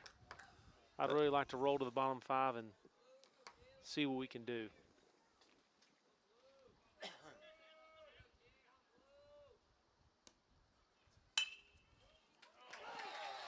Base hit to right field. Another senile throw. Oh, throw is Reppy out there in right field. Fielded it clean. Pretty darn It was a pretty accurate good throw. Yeah. It just dropped right in front of Miles. It's a difficult play there at third base. Now batting number 14, A.J. Harper.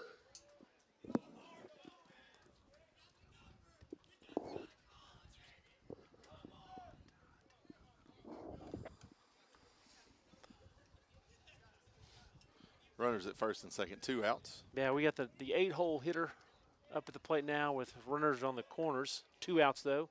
As Kennedy rocks and fires the first pitch for a swinging strike 1.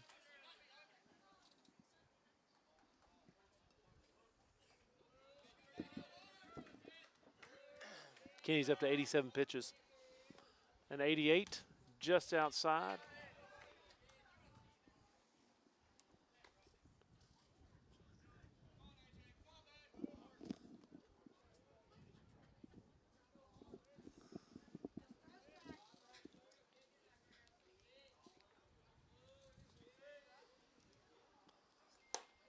Strike number 2 there, swing through it.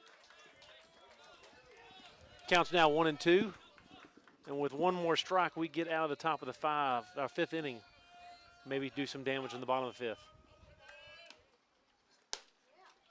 Just off that outside corner. Even the count now at 2-2 as Blue Kennedy back on the rubber, gets a sign, comes set. Got him swinging there. Batter was kind of falling out of the box there. And that should end the top of the 5th, although Oneida did pick up another run. And unfortunately, Alcoa has now got 5 errors as we roll to the bottom of the 5th inning. Seems to be the cripple right here, the crippling factor of the ball game is these errors, the overthrows. And that doesn't even take into account the weak ground ball, but it's just they're in a position where it's no man's land. I've seen obviously one or twice a game you'll have some of these, but yeah, I mean I would venture to say there's been 5 or so. Yeah, and it's not hard hit baseballs, but Oneida is getting the bat on the ball. Absolutely. And it's creating situations where Miles is having to make plays at third where he's not used to it, and Eichmann's making plays at first where he's not used to it. And yeah, it's just. Well, I will say, as we roll to the bottom of the 5th, Doherty, who actually had a good line drive hit over Miles Cox, comes into the bottom of the 5th, and he has 78 pitches. So I'd say he'll probably be comfortable this inning, but it may, as you roll from here, it may be a little much, but we'll see.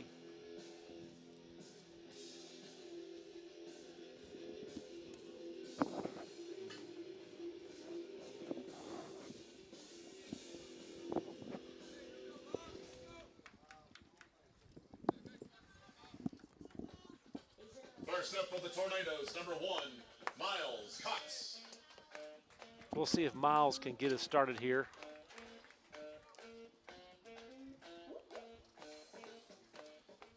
As we're going to have Cox, Eichmann, Watson here in the bottom of the 5th inning.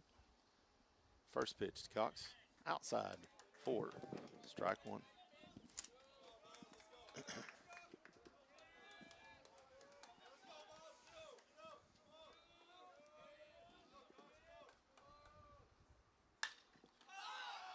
Big towering pop fly. Shortstop is making his way in, 4 out, number 1.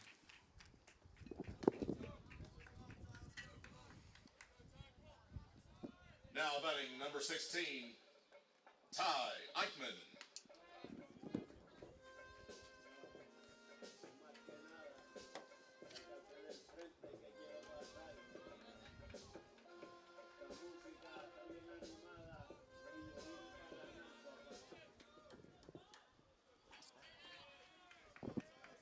Eichmann steps in. Inside, 4, ball 1.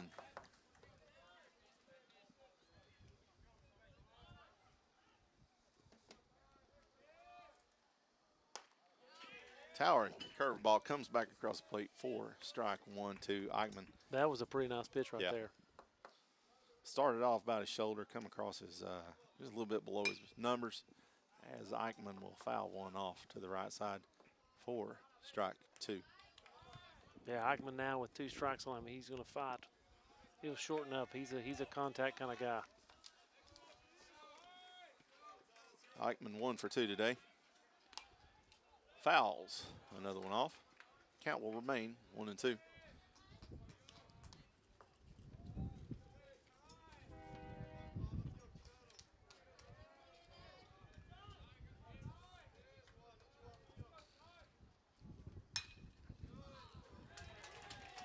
Fading ball into right field. A little bit of a bobble. He will decide to retreat to first base. Smith out there bobbled the ball a little bit, thought about it, but decided to come on back. Now batting number 8, Miles Watson. Great at bat there by Ty. I mean, got behind there, battled back to a 2-2, and just put the ball, battling the ball there, poked it to the right. See if we got something going here. Is Miles Watson back at the plate.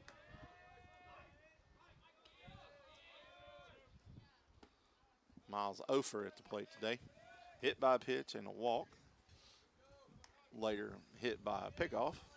Hit by a pitch again on the pickoff attempt. Miles stands in with a 1-0 count. 1 out. There's that breaking ball back across the plate for another strike. 1-1 goes Watson.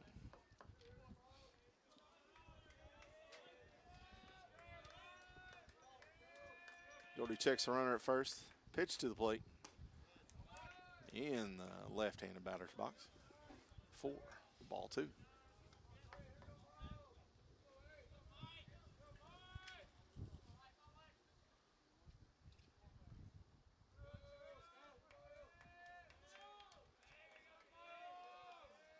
Miles is just wanting a pitch to hit. He's hungry. He won't get in on that one. Ball on the outside of the plate. Ball 3. Count goes 3-1.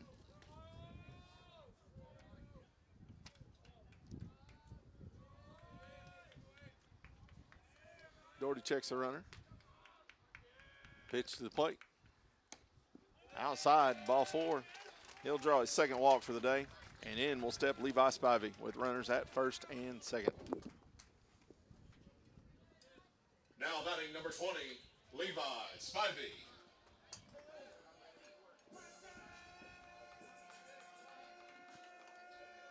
Well, that's 90 pitches there on Dari.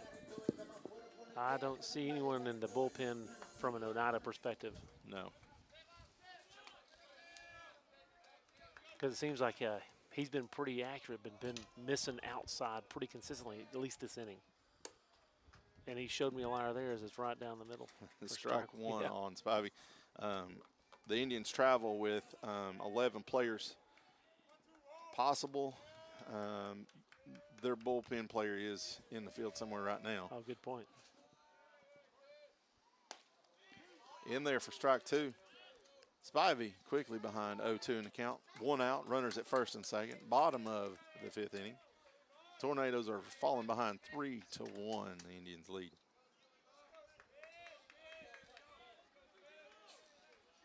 Spivey stands in.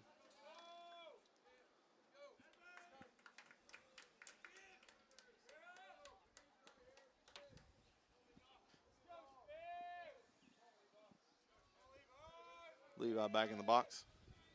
Doherty's pitch.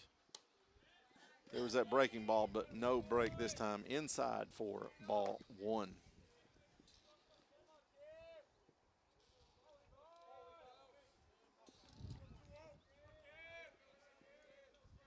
Doherty's pitch. Across that plate, that breaking ball gets another one as Spivey goes down. Now batting number 13, Parker Davis.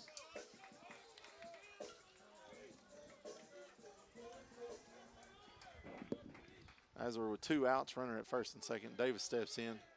Needing a big hit right here, Brad. It's yeah, that's what we are. Foul tip from Davis. Count will go to 0-1. I mean, if you look, we scored a run in the first inning, and we've left, I mean, bases loaded in the first, I'm pretty sure, 1 out, and couldn't do anything in the second inning. I think the runners on second and third with 1 out, and couldn't. We have had plenty of opportunity early on in the game. High fastball. Parker swinging through that one. Count goes to 0-2.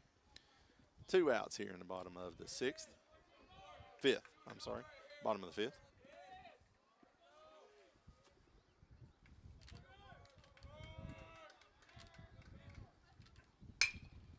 Comebacker to the pitcher, Doherty. Over to Frazier for out number 3, leaving 2 on base. 1 hit there, 1 walk as the Tornadoes go into the top of the 6th. I like those 2 because you got that fire pit right there. Yeah. Those 4 available too. Right there's a campsite for Chad on top of the hill. If we decide to do that. I mean, I'm down with it. I've been looking at it. You're stuck on it because you look at it every day. Make sure we're not taking it. I said, well, we have to. I just do. Attention, now pitching for the Tornadoes, number 7, Aiden Orick. As Aiden Orick steps in for the Tornadoes here. A little pitching change for Alcoa as we go into this 6th inning. Hoping to, stifle some of these Indian hits. And, it's the scoreboard's not reflective of Blues' performance for sure. No, that's what, I mean, he was going into 4th or 5th inning, and he had no hitter. Yeah. But 5 errors in the field is that is not normal Alcoa baseball. No. And I know I'd mentioned it before, don't want to be a broken record, but just like hitting is a contagious thing, so are errors and so are, just mojo. Yep. As the Indians will step in here to the top of the sixth with their number 9 hole, number 25 Calvin Smith, back up to the top with Eli Rector and Gabe Brennan.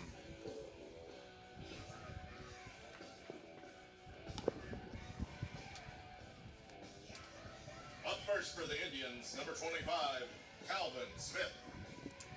And yeah, with Aiden on the mound, you see Miles Cox, who was playing second, now shifted over to short. Mason Davis takes Miles' spot at second, and the rest of the infield has stayed the same with on the corners Miles at third and or I guess Miles Watson at third, Miles Cox at short, and then Ty Eichmann at first base.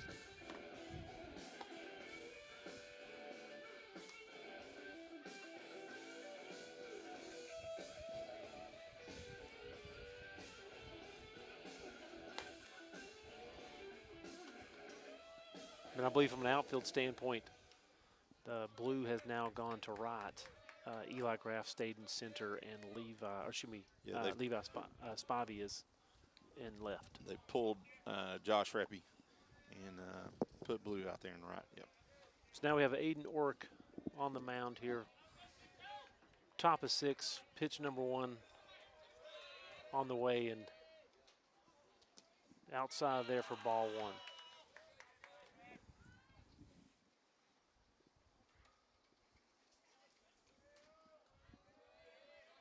Aiden, who's not normally a pitcher, but he's gotten a good bit of reps this season so far.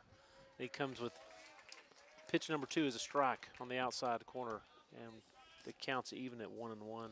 He's got 6 total innings, over 3 games, 103 pitches total. High ERA. He's come into some situations where it's not been the most favorable for a pitcher. Yeah, no, there's been some runners out there, but we'll see what we can do here. Top of 6 as he's ahead in the count, 1-2. Has come set, pitch. Weak ground ball, just foul down the first baseline. And the count remains 1-2.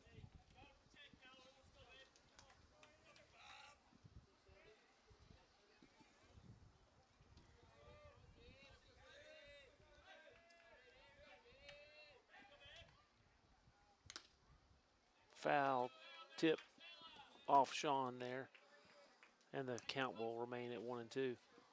I will say, not that I'm a guy that's pro shift from a infield standpoint, but after seeing what I've seen through 6 innings, I don't think it'd be a weird thing if we just played everybody in the grass. Scoot him in a little bit. Yeah, but they are at their normal depth currently with no outs. Count 1-2.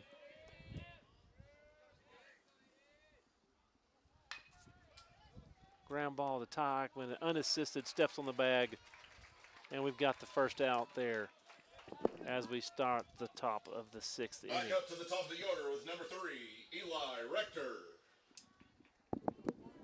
So 1 out, but we do return to the top of the lineup as Rector comes to the plate.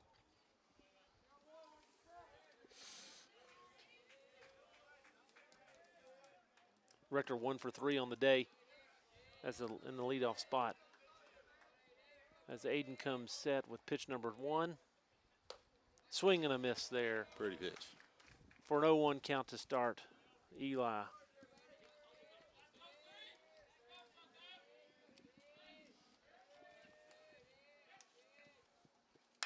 Pitch number 2 up to the infield. Mason Davis with a catch there Now for the second number out. 6, Gabe Brennan.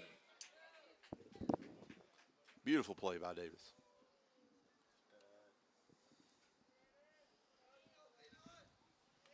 Two outs now.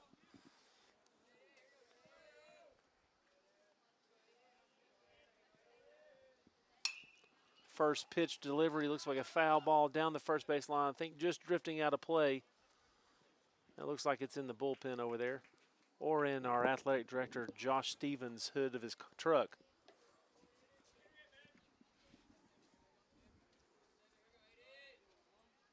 All right, and it's 0-1 count with 2 outs as we're in the top of the 6th.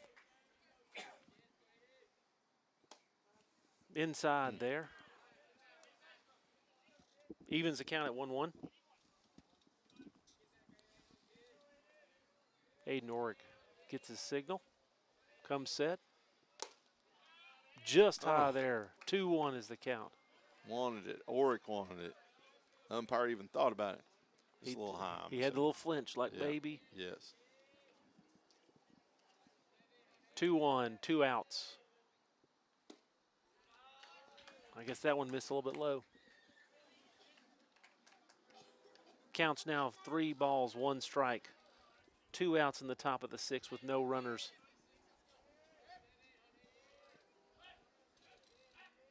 And the 2-hole. So that'll be walk number 1 issued by Aiden Orick. Now batting, number 42, Aiden Frazier. So Aiden, if you remember last inning, had that great at bat. I mean, he fouled back on 4 or 5 pitches and ended up grounded to Watson. A great throw from Watson across the diamond to get him at first base.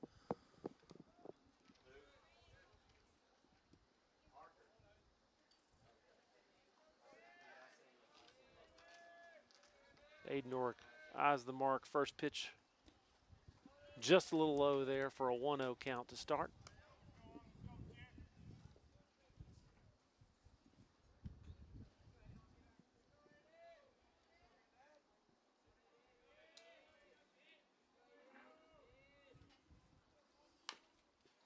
Foul ball there on the second pitch.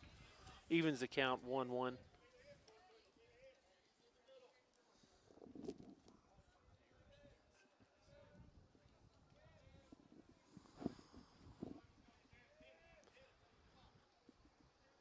After that fouled back to the screen. 1-1 count here in the top of 6th. Frazier at the bat. Aiden Orick with once again fouled back to the screen. Now Aiden's ahead in the count 1-2.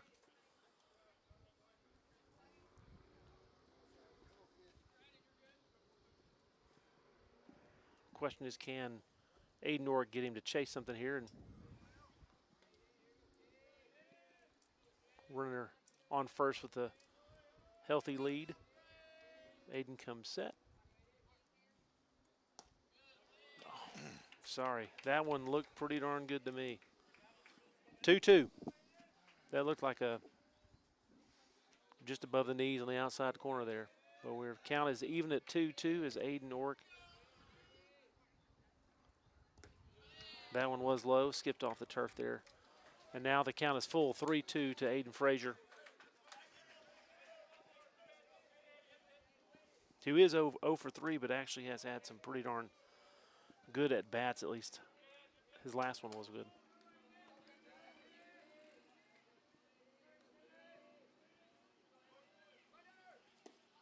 Swing, strike 3. Love it. Aiden just likes the drama, I guess. As we now roll to the bottom of the 6th, your Tornadoes are trying to climb out of the hole, down 1-3. And we will be at Blue Kennedy, I believe. So it'll be Blue Kennedy. It will be Sean Collins, and then we roll back to the top with Aiden Orick. We got Eli. Ah, I forget. Eli in there, yep. Eli's in there. Yep, Blue, Sean, Eli, then the top.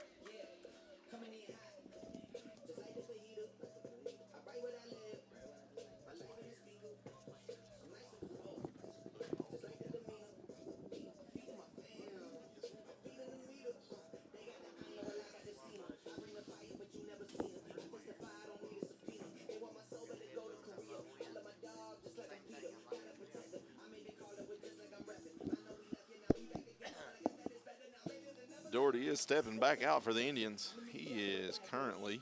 Yeah, he's got, that's what I was looking at the same thing. He's got a chunk. He is at 97, 51 for strikes, faced 24 batters so far today.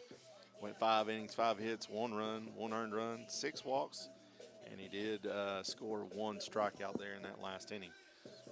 Now, is there a pitch limit from a TSSA standpoint from a high school perspective? There is. Let's see what we can find here. It's something. It's like 115, 125. I can't remember. Yeah, I've based on year of student, I think, or did they take that away? I can't remember.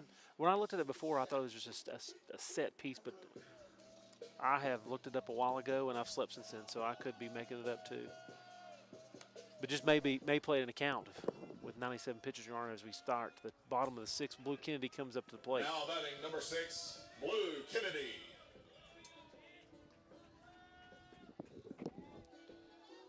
As TSSA's got, the maximum allowed is 120 for varsity. They did take the junior, senior, sophomore, that stuff away. So it's 120. The 120 maximum pitches per day. Gotcha. Well, thank you you're a lot quicker than I am on the Google search. Freshman and JV's a little bit lower. They can go up to 100. Gotcha. And middle school is 85. As the first pitch to Kennedy comes across as ball 1. So that may be something to keep an eye on because that's 98 pitches on Dari there.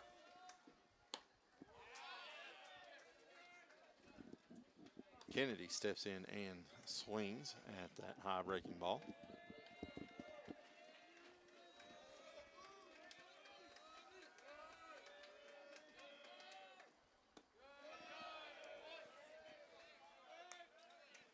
Third pitch to Kennedy goes outside for ball 2.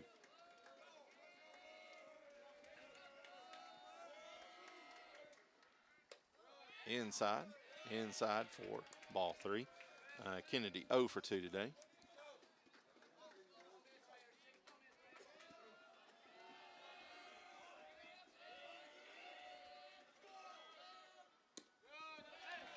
Now we do know that when Blue gets on base, if you remember last time he was on there, when he walked, they definitely paid attention to him. Now batting number 15, Sean Collins.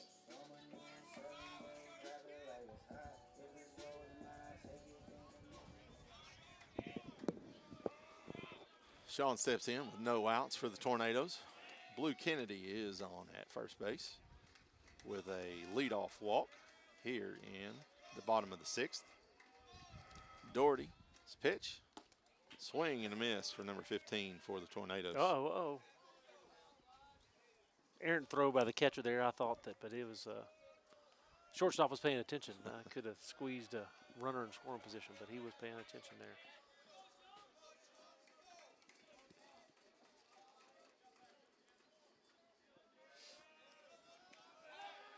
That's why I was like, Pickoff moved back. After the first pitch was delivered to the plate, I was like, there's no way he's not going to throw back. But I will say, from a plate standpoint, that's 103 pitches on that last strike to Sean.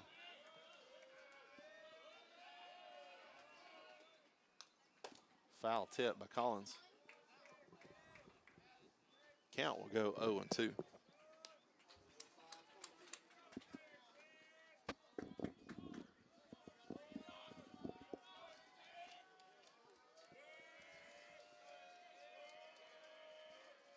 Pitch by Doherty.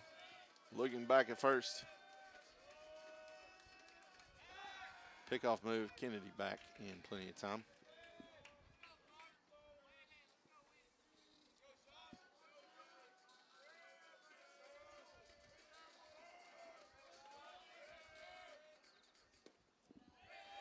Outside there for ball 1.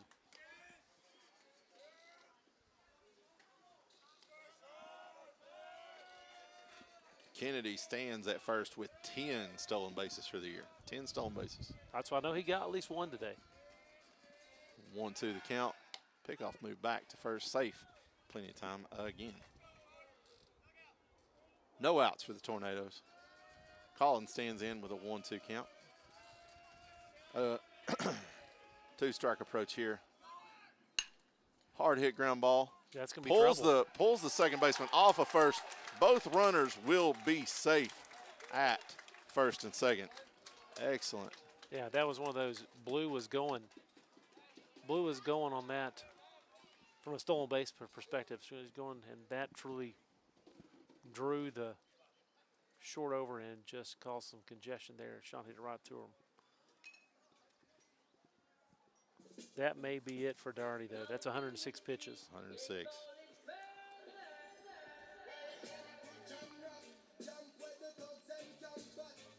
Excellent job by Doherty today. He, let's see, let's get his stat line pulled up here.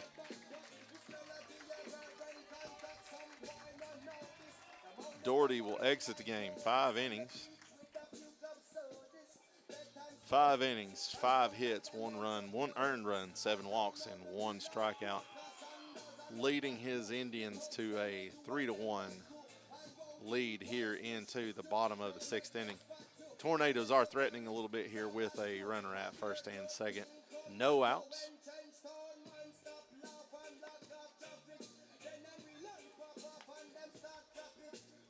Looks like, trying to see the number for you. I think it's 22.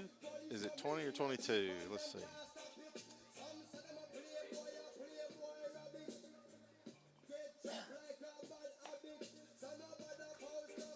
Yeah, I think you're That'll right. be Caden Shoemaker stepping in for the Indians. Shoemaker's got 15 innings under his belt with an ERA of 4.2 and a whip of 193 for the Indians this year so far. Attention, now pitching for the Indians, number 20, Caden Shoemaker. Yeah, it looks like Caden only giving up 9 walks, so seems to be one that doesn't hurt himself. But you got to put the ball in play.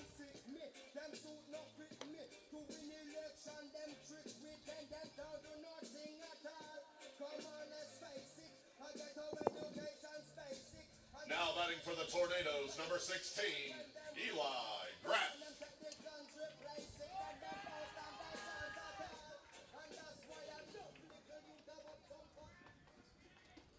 So yeah, Eli comes up 0 for 1 for the day. Drew a walk earlier. The dugout's starting to get a little rowdy over there as the Tornadoes threaten here with a runner at first and second. Eli squares the bunt, pulls back quickly as that is ball 1. A little high, a little inside.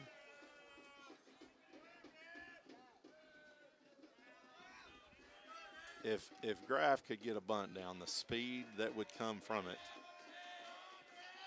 Yeah, you got pretty good speed right now with Blue at second and Carver Word at first.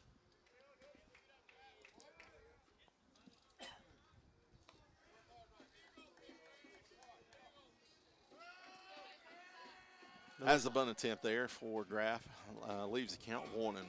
It definitely looks like Dunn is trying to push runners to second and third here. Yep. Tying run stands at first base.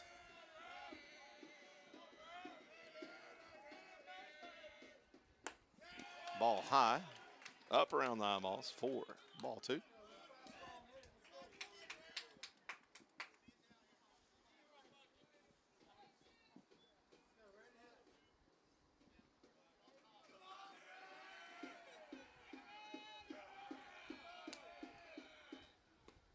Oh, good eye. Eli thought about it, held off. That is going to be ball 3. Count goes 3-1 on Graff.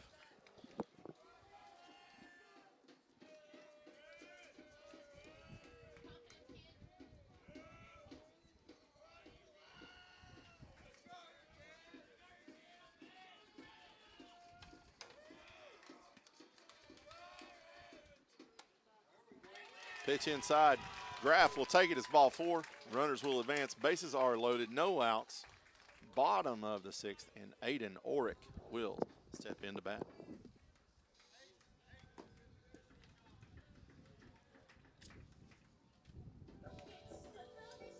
Next up for the Tornadoes, number 7, Aiden Orick.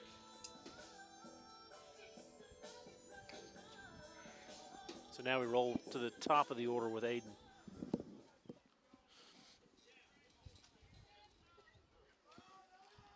Aiden 0 for 3 today with a pair of walks, I think.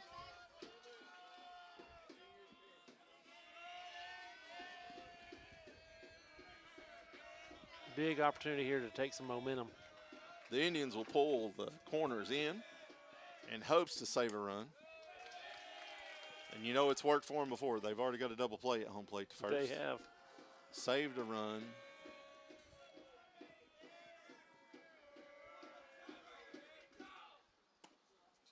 Pitch to Oric is outside. That'll be ball 2. Count goes 2-0. No outs. Runners at first, second, and third.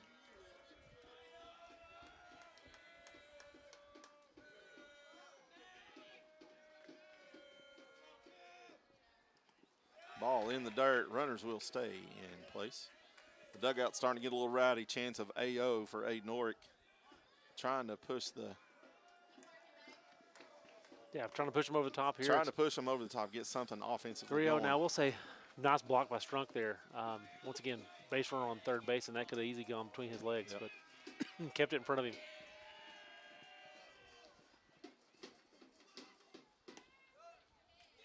Ball 4, he will take his base. That was inside on Oric. Kennedy will score. Runners will advance.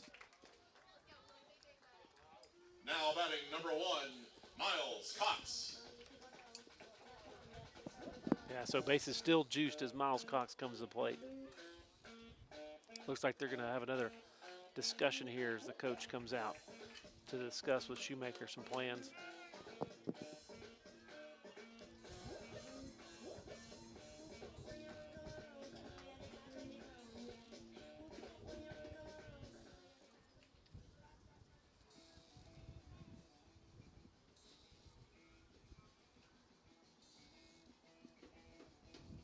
Just a little refocus meeting maybe here by West to try to keep them focused here. They do have a lead, 3-2 still. Alcoa is threatening. Runners on every base. Looks like they are going to make the change here. Looks like the first baseman, Aiden Frazier, switching out his first baseman's mitt for a regular glove. So Shoemaker just went 9 pitches. 9 pitches there.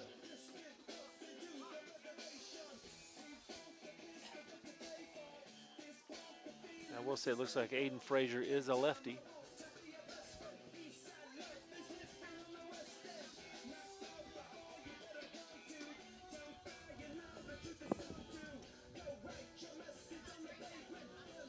Attention, now pitching for the Indians, number 42, Aiden Frazier.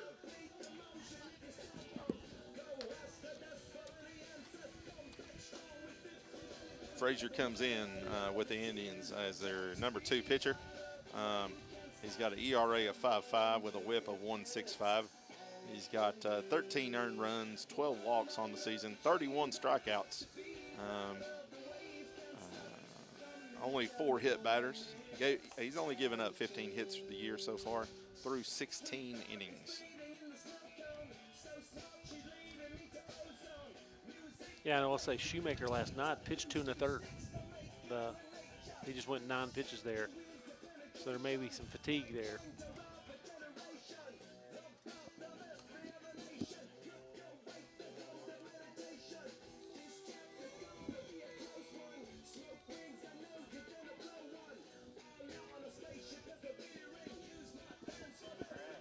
The Tornadoes will have Cox, Eichmann, and Watson, the battery of the lineup coming up.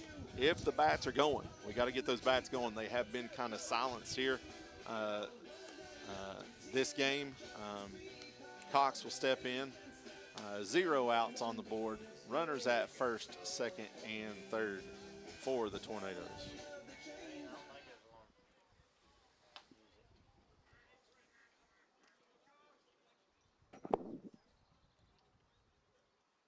I always love how the infield up comes to you as you take the mound to tell you, hey, bases are loaded and there are no outs. And as a pitcher, you're like, oh, I'm very, very aware of the situation currently. Batting for the Tornadoes, number 1, Miles Cox.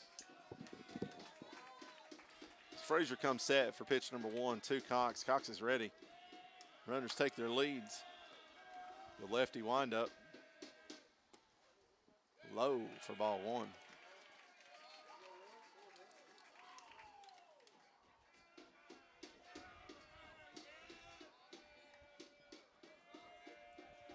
The Tornado dugout is feeling the rowdiness already.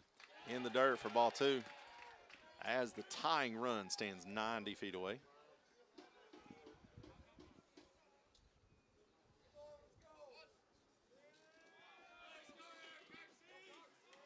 Cox has a count of 2-0 with no outs.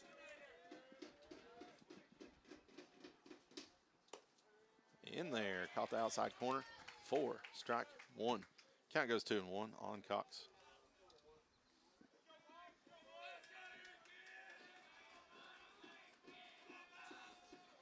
Frazier's wind up. Fouled off. Almost caught the umpire for the That's hat what, trick did you on see? that one. He definitely dove to the right. He has said, I've done this twice so far. Enough. May need to slip an extra 20 on there, give him a little bit of hazard pay for today. Yeah.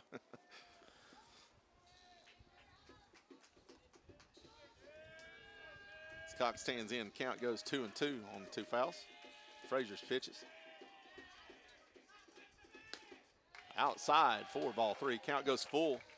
Runners at first, second, and third here in the bottom of the 6th. The Tornadoes have already put 1 on the board to bring the score to 3-2. Indians lead. Big hit would put some damage on the Indians. Big hit is what we get. Left fielder tracking, and makes the catch. Runner will tag. Runners will advance from second to third, and 1 run will score as the Tornadoes have tied the ball game on a sac fly from Miles Cox. Yeah, that's a pretty impressive play by the left fielder there. He definitely got towards the line quick. Now batting number 5, Ty Eichmann.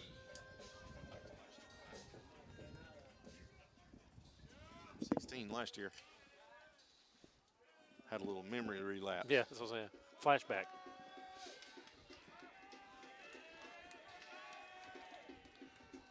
One out on the board as Eichmann's in the box. Runner goes to second. Aiden Orick will have a stolen base standing up as he advances.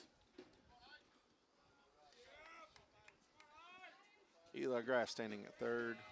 Aiden Orick at second. Ty Eichmann in the box for the Tornadoes with a 0-1 count, 1 out.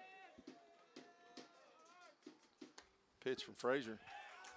Breaking ball across the plate, catches that inside corner. 4, strike 2. I will say, did you see Eli tagging up on that last play? He almost slid all the way into the dugout. He's got so much momentum. It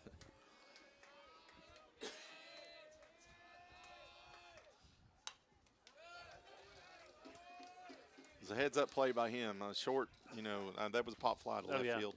And tagging up from second, going to third on that short throw. That's a risky play. But, yeah, he got there in a hurry. He had the speed for it.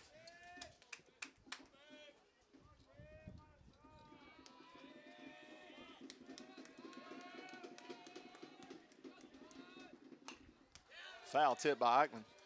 Count still remains 0-2 with 1 out here for the Tornadoes.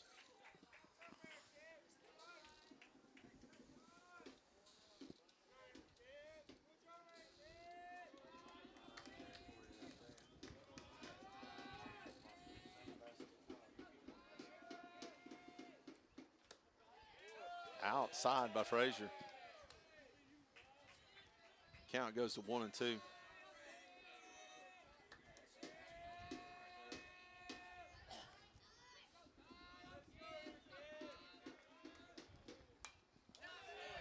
Eichmann's battles that one off the outside part of the plate. Foul tip for the count to go 1-2.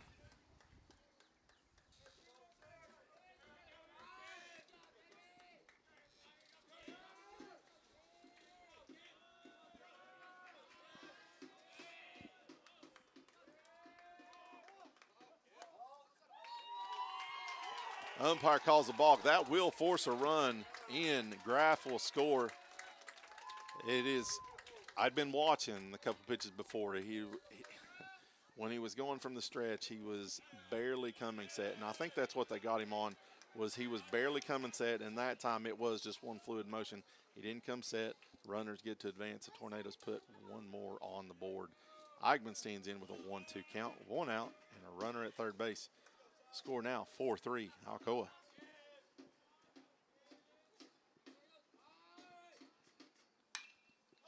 High pop fly to right field. Second baseman tracking back. Center field or right fielder coming in.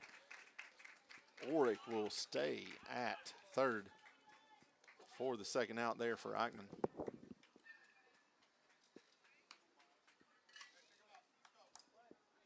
Now batting number 8, Miles Watson.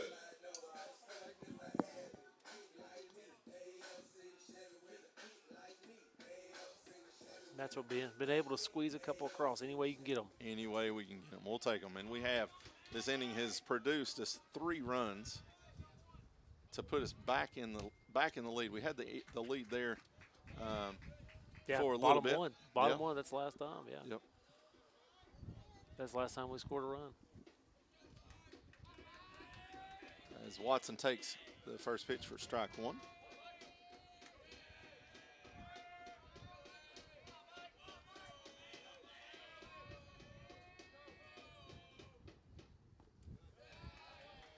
Ball in the dirt, but Strunk is there for the block. Keeps it in front. Runner will stay at third.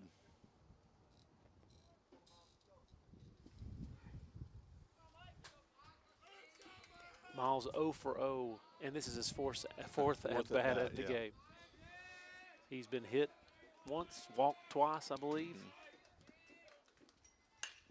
But that's going to go down as a hit right there. Roping off the right fielder's glove. Watson will round first to second with a stand-up double. Will score 1. Tornadoes put another on the board here in the bottom of the 6th inning.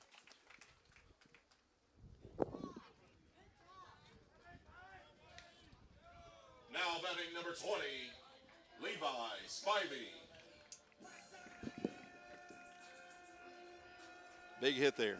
Big double by Watson. That's what we've been needing. Well, that's what I thought. I mean, even said that's going to go down as a hit, and then that right fielder got there because it truly just the tip of his glove. Just the tip of his glove. Just caught it and bounced off, and it really enabled him to take that extra base.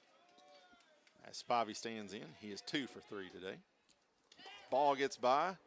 Watson is making his way to third base on a stand-up.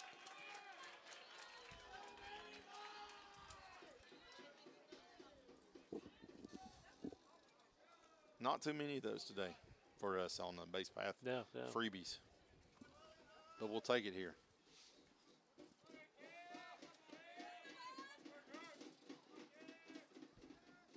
Spivey stands in with a 1-0 count.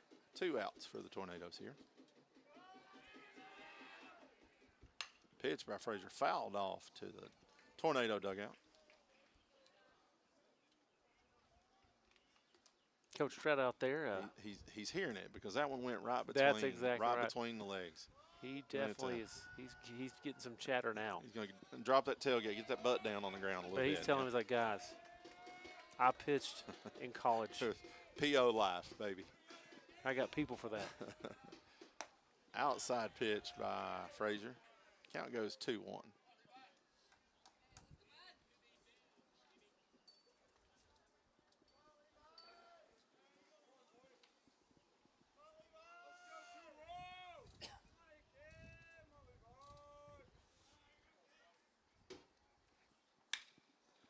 Towering fly ball to left field.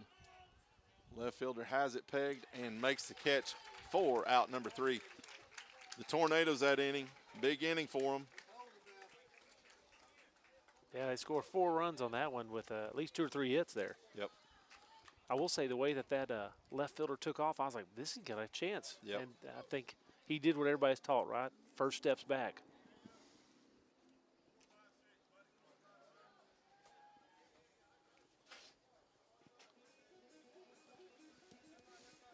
Well, here we go. Top 7. Alcoa was able to put 4 runs on the board there, now leading the game 5-3. And you are 3 outs away from your 6th district win. Is that correct? That would be correct, yep. 2 against GP, 2 against Pigeon Forge. And 1 already last night. 1 already last night, and this will be number 6 for us. The Tornadoes securely are in first place in the district so far. Big win against Pigeon Forge, at Pigeon Forge. then to come back here the following day and secure a win here was it's huge. A long time since we've won a ball game, they say, in Pigeon Forge, 20 years. Yeah, and that's what it sets it up from a district tournament perspective, because the winner of the district gets to host, and of course then from there the winner of the district tournament gets to host from a regional perspective, and it's just kind of a dominoes perspective in regards to getting back to Murfreesboro. Last year, unfortunately, came tied in first for the district, but because of run differential, Pigeon Forge hosts, so you have to play there for the district tournament, and came in second. Had to play there for regional, came in second behind Pigeon Forge, so we had to do a lot of traveling, but they were able to figure it out and win that sub-state game to get to Murfreesboro.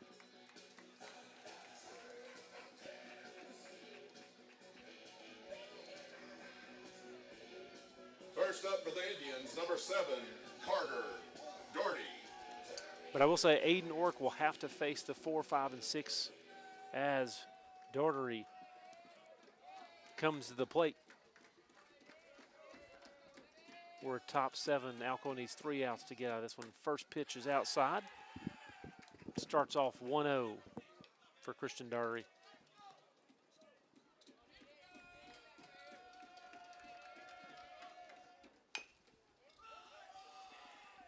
Dribbling ball, rolling, foul. I didn't know which way that was going to go for a second there. It definitely had a couple hops still within fair territory, but had a good bit of spin, so evens the count at 1-1 as Christian Doherty jogs back to the box for pitch number 3 here.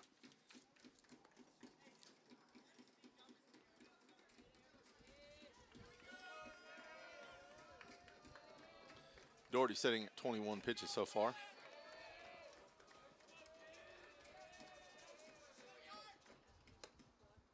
Misses high and outside there. It's 2-1 count there for him from an Aiden Ork perspective. It's always hardest in the 7th inning to close the game to get that first out. Misses outside once again. Now it's 3-1.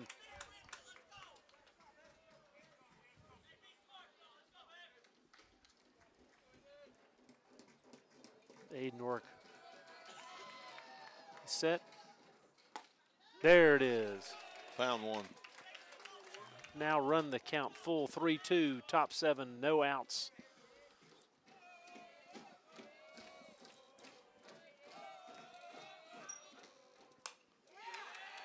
Fouls that straight back over the score box here, so the count remains 3-2.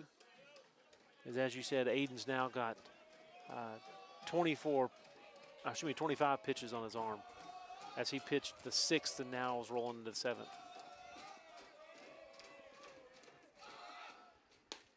Got him on the outside corner. Beautiful. The Indian dugout is getting rowdy, but man, what a silencing blow that was, that strikeout by Oric. Now batting number 20, Caden Shoemaker. It's a great pitch there by Aiden. Got behind the count, was able to fight back here. Starts off this batter with a 0-1 count there as he caught the outside of the plate there for strike 1 as we're 0-1 with 1 out in the top of the 7th. Aiden comes set and delivers the pitch. That one is low, skipped in front of the plate, so it's even the count at 1-1. This may not have been the prettiest game, but if you can squeeze 2 more outs here, in the end, a win is a win. We will take it.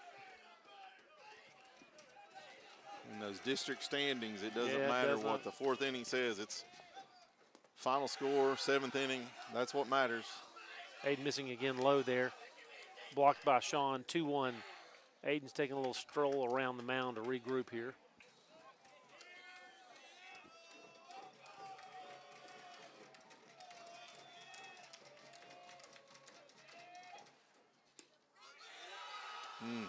It's that outside and low again, so ran the count 3-1 again. This is actually the same scenario as last. Hopefully he can find some groove here. There's that. Whoa. Fooled him on that one. Shoemaker thought he had his ball forward, but home plate umpire said Not today, my friend. Yeah, get back in the box. Let's go. Full count here, 1 out. See what Aiden can cook up right here. Miles Cox over, great range. Got him, what a play there from the shortstop. There's that Tornado defense with a little bit harder hit baseball for us. But Cox, he came across and absolutely made a beautiful play. Kind of nasty hop, was able to glove it. Now batting number 99, Elijah Strunk. Nice play there, Bo, from Miles Cox. Threw it on target to first baseman Ty Eichmann, got that. So here we go, we got 2 outs. First pitch is a lazy fly ball to Blue Kennedy and right. He's under it. Got it, and that should be your ball game. That is the ball game. Absolutely. Well, an emotional roller coaster of a baseball game. The Tornadoes finished today with 5 runs, 7 hits on 5 errors. Errors seem to be that yeah, I don't know if that sore spot there for the first couple the innings. boys may not be coming home. They may be running poles. We've got some work to do. We will see. But long story short, obviously tomorrow we have a JV game here against Maryville, and then the next varsity game will be Friday night at 6 o'clock against Kingston, who Kingston is a top 5 2A. So per Max Preps, I think you have Alcoa number 1. Huntington second, Smith County, Sweetwater, which we faced the other day, took a loss to, in at number 4, and then Kingston coming in with a 10-3-1 record in the 5th spot there in 2A. Pigeon Forge follows up at 6th. But man, kudos to Oneida tonight. They hang in there. Doherty pitched a really good ball game.